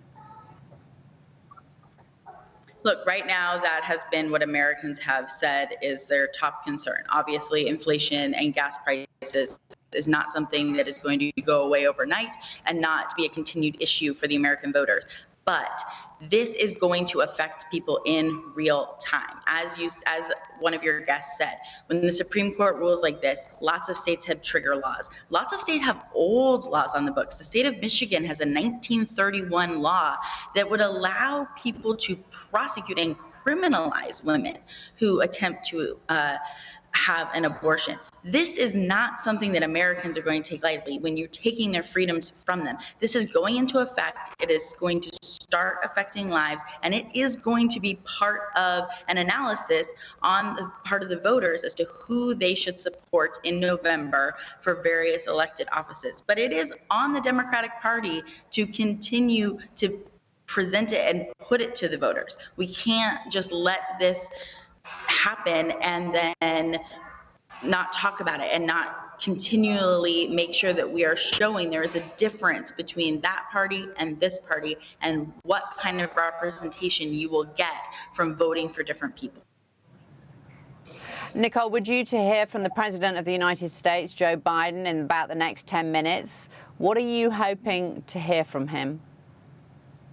Well, I'm hoping that he is going to show his outrage at this Supreme Court ruling, this packed court of justices, three of whom were appointed under former President Trump, all under oath saying that Roe was precedent and, in fact, clearly lying. And I hope that he is going to take a look at every single thing that the executive branch can do. There are a lot of different possibilities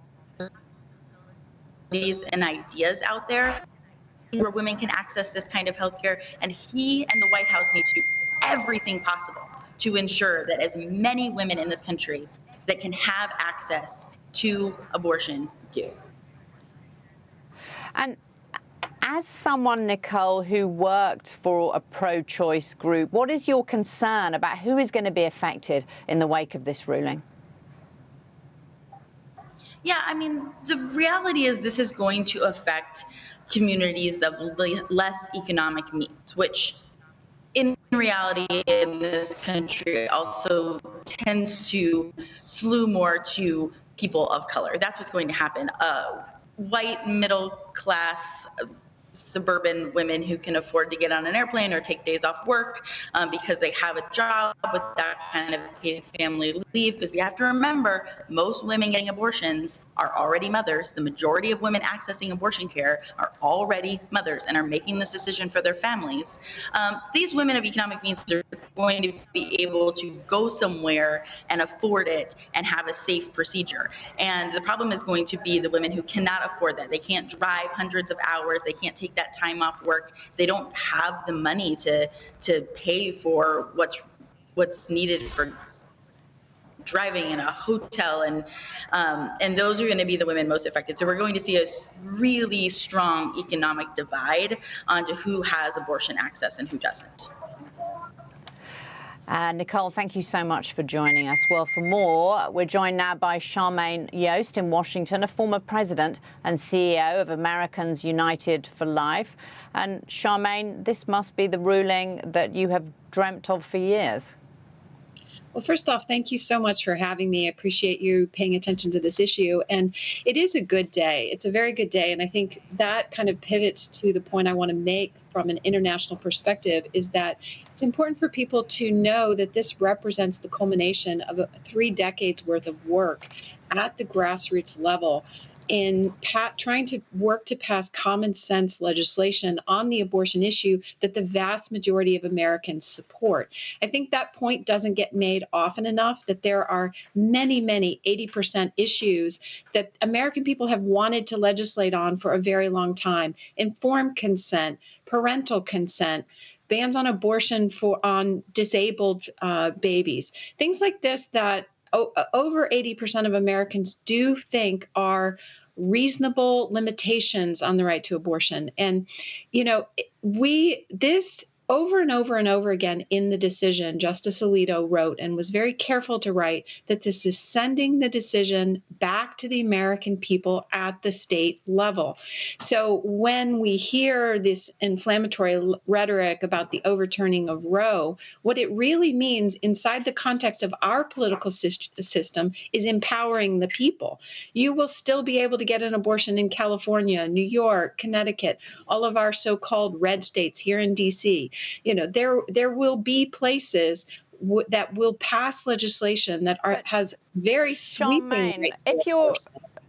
Charmaine, if you're a woman who lives in Alabama who is making this tragic decision to seek an abortion for whatever reason, how are you going to get an abortion? Are you concerned that a woman in the Deep South might endanger her health with a backseat procedure simply because otherwise she must drive 1,000 miles to the nearest clinic? Well, I do think it's interesting that you characterize it as a tragic decision, and that's what in the pro-life movement that we focus on. We now have over the last a personal decision is perhaps what I should have said, but what do you say to that woman who now probably is going to have what was a right taken away, and what concerns do you have for the woman in that position? I think you were right to characterize it as a tragic decision, and I think that's the way a lot of people approach this. And so that's why the pro-life movement has focused very, very deliberately on spreading a network of pregnancy care centers across this country. We now have more pregnancy care centers than we do federally funded healthcare clinics across this country. And so we're working to build a culture of life. We've said for years that the ultimate objective was to have babies defended in law and welcomed in life. And so the pro-life community is very focused on helping women, on seeing that their babies are taken care of, that there are resources available to them. And so I think that that's an important element to factor into this. And as you see this play out in the days ahead, I've heard some of your other guests talking about the political consequences. I think you'll see that Americans are much more pro-life than they've been characterized. And this is a move towards having a much more common sense approach to abortion policy than what we've had. Frankly, you all in Europe have Charmaine, we do have slightly more liberal rules. But Charmaine, can I ask you, is your ultimate aim to have a national law in the United States banning abortion? Well, if you don't mind my coming back to the point you just made, in actual fact, our Roe v. Wade regime here in the United States has been much more radical than what you have in Europe. And that's one reason why there hasn't been as much of a pro-life movement overseas. And so what you're seeing here is a move back towards common sense and empowering people to legislate at the state level and to have the values in their own states reflect what they believe. Charmaine Yost, thank you very much for joining us there. Well, for more on this, we are joined now by our United States special correspondent, Katty Kay, who's in Pittsburgh in Pennsylvania. And of course, that is very much a purple state, Katty, politically. What is the reaction to this dramatic and sweeping ruling there? Yeah, I was just talking to somebody who actually is the wife of the man who is running for the Senate here on the Democratic side after the ruling came down. And she said that this was monumental and showed why a state like Pennsylvania is so important politically. This is a state that voted for Donald Trump in 2016. It voted for Joe Biden in 2020. And if Republicans were to take back control of this state, this could join other states in the country that will set about very quickly to ban abortion. So that's why voters and particularly abortion rights campaigners in this state say states like Pennsylvania matter so much. It's a monumental change in terms of the law in America. It's hard to think, isn't it, Laura, of a time when a right has been taken away. I've heard legal commentators comparing this only to prohibition, when the right to drink alcohol was taken away.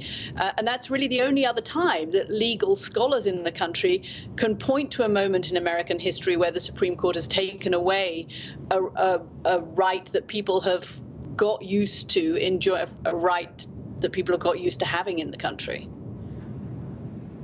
And Katty, Missouri has already moved to dramatically restrict the access to abortion in the wake of the court ruling. What is that going to mean for a state like Pennsylvania? Is it somewhere that people may come and women may come in search of an abortion while they still can? Yeah, and I saw in the last few minutes that Texas is doing the same as well. Tomorrow, actually, I'm going to spend the day here because I'm on a trip around the country interviewing people on political issues. And I'm actually spending the day tomorrow with a doctor who provides abortion in Pennsylvania, going to her clinic. I'm sure there will be big protests outside her clinic, as she says there are every Saturday morning. They'll be there tomorrow morning as well. She was already in conversations I've had with her preparing for this ruling and knowing that her clinic, if abortion is upheld in Pennsylvania, knowing that her clinic will be even busier than it has been because it will take women who can afford, if they can afford, to travel here from other states that ban abortion. So it's going to put a huge amount of pressure on providers in states like Pennsylvania where it's still legal, in states like New York where it's still legal. The question, of course, is going to be whether women, as you were just mentioning, Laura, in that previous interview, whether women who don't have the financial means to travel or just are not able to travel to a state like Pennsylvania, what they are going to do now. This is very much an economic issue, an economic divide in the country. And Katty, we're waiting President Biden. He's going to speak in Washington shortly. And Katty, what do you think President Biden can actually say or do on this issue? He's constrained, isn't he? He doesn't have a majority in Congress. He can't pass a nationwide law making sure that there's access to abortion. No, I mean, there's nothing the White House can do now. I mean, the only thing that the White House could ever do in respect to this kind of ruling is have the ability to appoint Supreme Court justices. Donald Trump was historically incredibly lucky that he managed to get 3 Supreme Court justices, and Democrats will debate the means by which he got them, but he got 3 Supreme Court justices in 4 years. That's almost unheard of. That's how presidents affect what Supreme Court justices do. Once the justices are in power, then it is up to them. And there is nothing really now that Democrats can do or that the White House can do apart from try to mobilize this as a voting issue in November. And the woman I was speaking to this morning was saying that it will be a voting issue, that this will drive up turnout in suburbs of Philadelphia, for example, in this state, or suburbs of Pittsburgh, where I am right now, and that they hope this will mobilize Democratic voters, particularly women in suburbs who decided the 2020 election.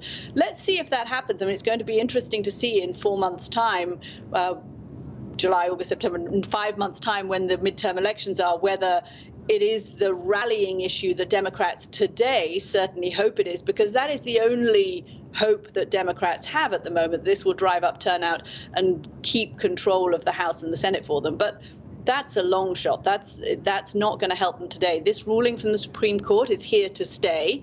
And the concern for Democrats is this the last ruling? Is this actually now going to lead to more restrictions on rights that Americans have enjoyed for the last few decades? And Katie, to your point about the electoral impact of this, the Speaker of the House, Nancy Pelosi, said this morning a woman's right to choose is on the ballot in November. But isn't this also motivating for Republicans who will see this as a victory, that President Trump got 3 justices onto the court, and this could be motivating for them too? It's always been the case, you know this, Laura, that abortion is a single issue, voting issue for conservatives, much more than it has been for progressives in this country. That is why you have the ruling that you do today, because there has been a block of conservatives in this country who have always voted on the issue of abortion and trying to overturn Roe v. Wade. You just don't have that parallel level of dedication and single focus on the Democratic side that you do on the conservative side, which is why you've kind of ended up in this position.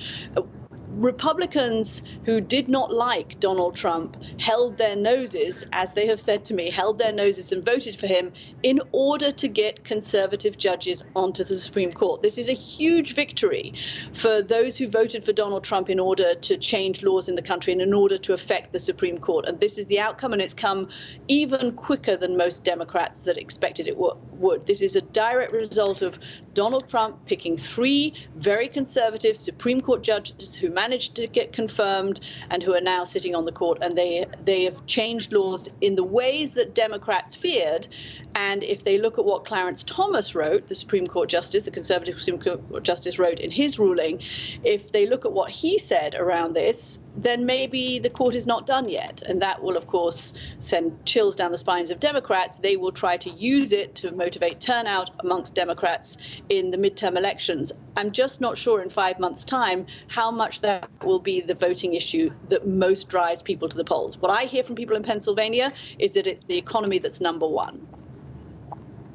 Katie Kay there in Pittsburgh, Western Pennsylvania. Thanks so much for being with us. Well, for more, we're joined now by Jessica Glenzer, health reporter for The Guardian US. And Jessica, even though the court's decision was leaked, we now know that they were indeed going to overturn Roe versus Wade. How do you assess the impact of this dramatic and sweeping ruling on a very politically polarized country? Well, it's an enormous question. I think most basically we can look to the words of people who provide abortions in the United States and their reaction to this decision. They've called it disastrous, heartbreaking. I think that people are really overwhelmed by the shock of the decision, even though it was leaked and the overwhelming majority of experts on the issue believe that Roe versus Wade would be overturned. So I think the way that I have taken to describing it is once in many generations rare. Jessica, I'm so sorry to interrupt you there, but we have to go live to Washington, where President Joe Biden is walking out to the podium and he's speaking now. Solemn moment. Today, the Supreme Court of the United States expressly took away a constitutional right from the American people that it had already recognized. They didn't limit it, they simply took it away. That's never been done to a right so important to so many Americans. But they did it. It's a sad day for the court and for the country. 50 years ago, Roe v. Wade was decided and has been the law of the land since then. This landmark case protected a woman's right to choose, her right to make intensely personal decisions with her doctor, free from the interference of politics. It reaffirmed basic principles of equality, that women have the power to control their own destiny, and it reinforced a fundamental right of privacy, a right of each of us to to choose how to live our lives. Now, with Roe gone, let's be very clear. The health and life of women in this nation are now at risk. As chairman and ranking member of the Senate Judiciary Committee, as vice president and now as president of the United States, I've studied this case carefully. I've overseen more Supreme Court confirmations than anyone today, where this case was always discussed. I believe Roe v. Wade was the correct decision as a matter of constitutional law and application of the fundamental right to privacy and liberty in matters of family and personal autonomy. It was a decision on a complex matter that drew a careful balance between a woman's right to choose earlier in her pregnancy and the state's ability to regulate later in her pregnancy. A decision with broad national consensus that most Americans of faith and backgrounds found acceptable, and that have been the law of the land for most of the lifetime of Americans today. And it was a constitutional principle upheld by justices appointed by Democrat and Republican presidents alike. Roe v. Wade was a 7-2 decision written by a justice appointed by a Republican president, Richard Nixon. In the 5 decades that followed Roe v. Wade, justices appointed by Republican presidents from Eisenhower, Nixon, and Reagan, George W. Bush, were among the justices who voted to uphold the principles set forth in Roe v. Wade. It was 3 justices named by one president, Donald Trump, who were the core of today's decision to upend the scales of justice and eliminate a fundamental right for women in this country. Make no mistake, this decision is a culmination of a deliberate effort over decades to upset the balance of our law. It's a realization of an extreme ideology and a tragic error by the Supreme Court, in my view. The court has done what it has never done before, expressly take away a constitutional right that is so fundamental to so many Americans that had already been recognized. The court's decision to do so will have real and immediate consequences. State laws banning abortion are automatically taking effect today, jeopardizing the health of millions of women, some without exceptions. So extreme that women could be punished for protecting their health. So extreme that women and girls were forced to bear their rapist's child. With the child, a consequence. It just stuns me. So extreme that doctors will be criminalized for fulfilling their duty to care. Imagine having a young woman have to carry the child of incest as a consequence of incest. No option. Too often the case. The poor women are going to be hit the hardest. It's cruel. In fact, the court laid out state laws criminalizing abortion that go back to the 1800s as rationale. The court literally taking America back 150 years. This is a sad day for the country, in my view. But it doesn't mean the fight's over. Let me be very clear and unambiguous. The only way we can secure a woman's right to choose, and the balance that existed, is for Congress to restore the protections of Roe v. Wade as federal law. No executive action from the president can do that. And if Congress, as it appears, lacks the votes to do that now, voters need to make their voices heard. This fall, we must elect more senators and representatives who will codify women's right to choose into federal law once again. Elect more state leaders to protect this right at the local level. We need to restore the protections of Roe as law of the land. We need to elect officials who will do that. This fall, Roe is on the ballot. Personal freedoms are on the ballot. The right to privacy, liberty, equality, They're all on the ballot. Until then, I will do all in my power to protect a woman's right in states where they will face the consequences of today's decision. While the court's decision cast a dark shadow over a large swath of the land, many states in this country still recognize a woman's right to choose. So, if a woman lives in a state that restricts abortion, the Supreme Court's decision does not prevent her from traveling from her home state to the state that allows it. It does not prevent a doctor in that state from treating her. As the Attorney General has made clear, women must remain free to travel safely to another state to seek care they need. My administration will defend that bedrock right. If any state or local official, high or low, tries to interfere with a woman's exercising her basic right to travel, I will do everything in my power to fight that deeply un-American attack. My administration will also protect a woman's access to medications that are approved by the Food and Drug Administration, the FDA, like contraception, which is essential for preventative health care, mifepristone, which the FDA approved 20 years ago to safely end early pregnancies and is commonly used to treat miscarriages. Some states are saying that they'll try to ban or severely restrict access to these medications. But extremist governors and state legislators are looking to block the mail or search a person's medicine cabinet or control a woman's actions by tracking data on her apps she uses are wrong and extreme and out of touch with the majority of Americans. The American Medical Association, the American College of Obstetricians and Gynecologists wrote to me and Vice President Harris stressing that these laws are not based on evidence and asking us to act to protect access to care. They say by limiting access to these medicines, maternal mortality will climb in America. That's what they say. Today, I'm directing the Department of Health and Human Services to take steps to ensure these critical medications are available to the fullest extent possible.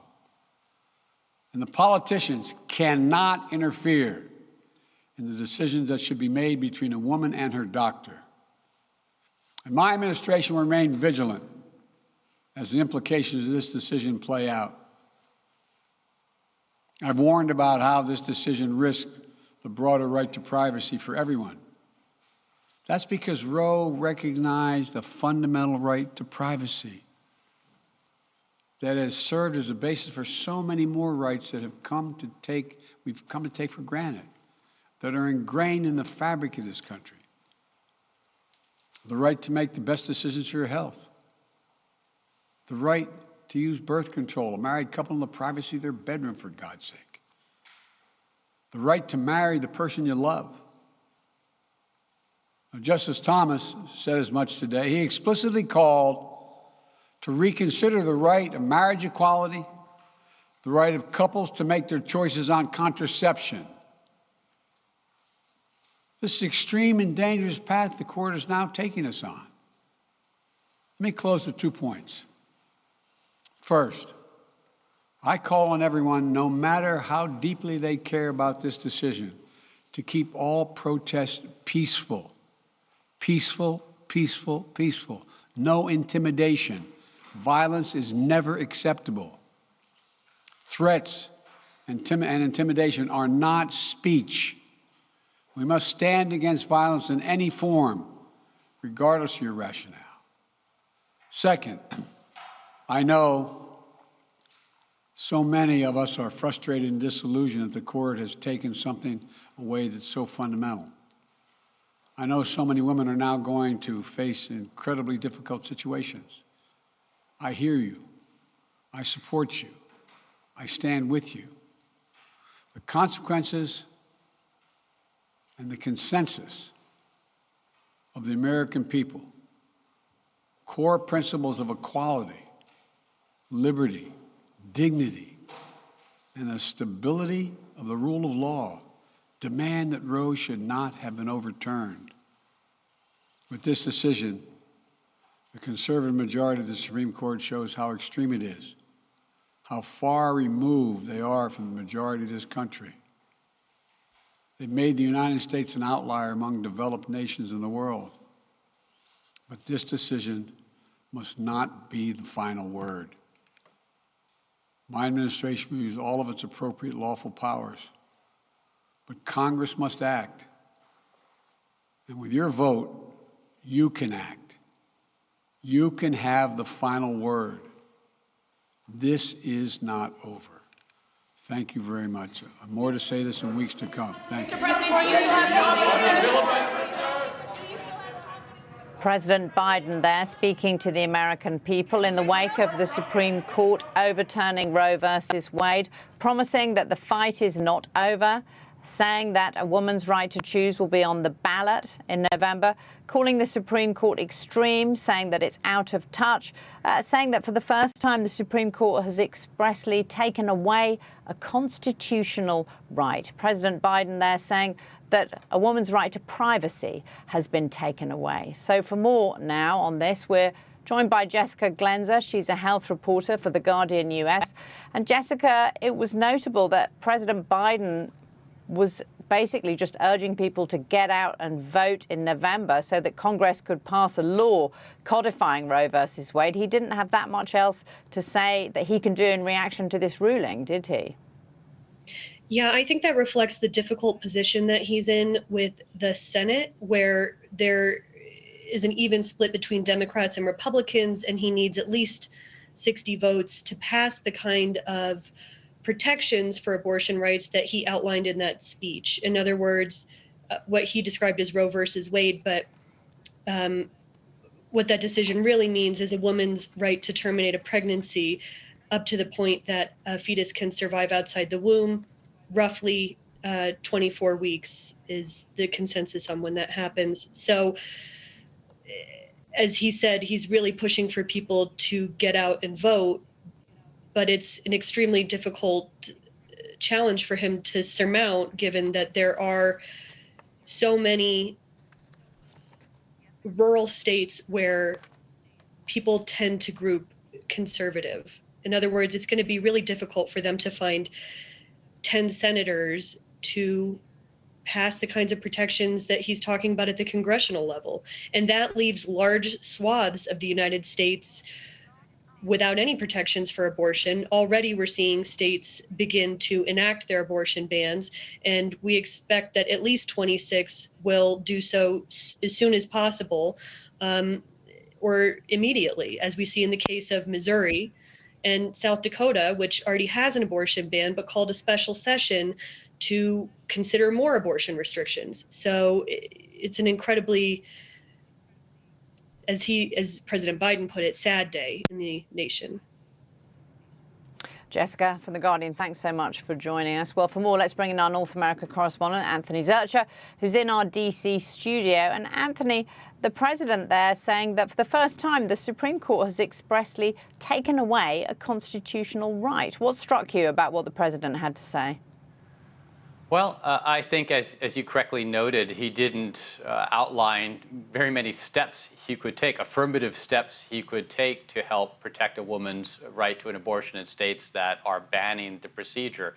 He talked about defending a woman's right to travel from an abortion-banning state to a state that allows abortion, but again, that's a costly move, and there are going to be women who just cannot afford either with finances or time to do that.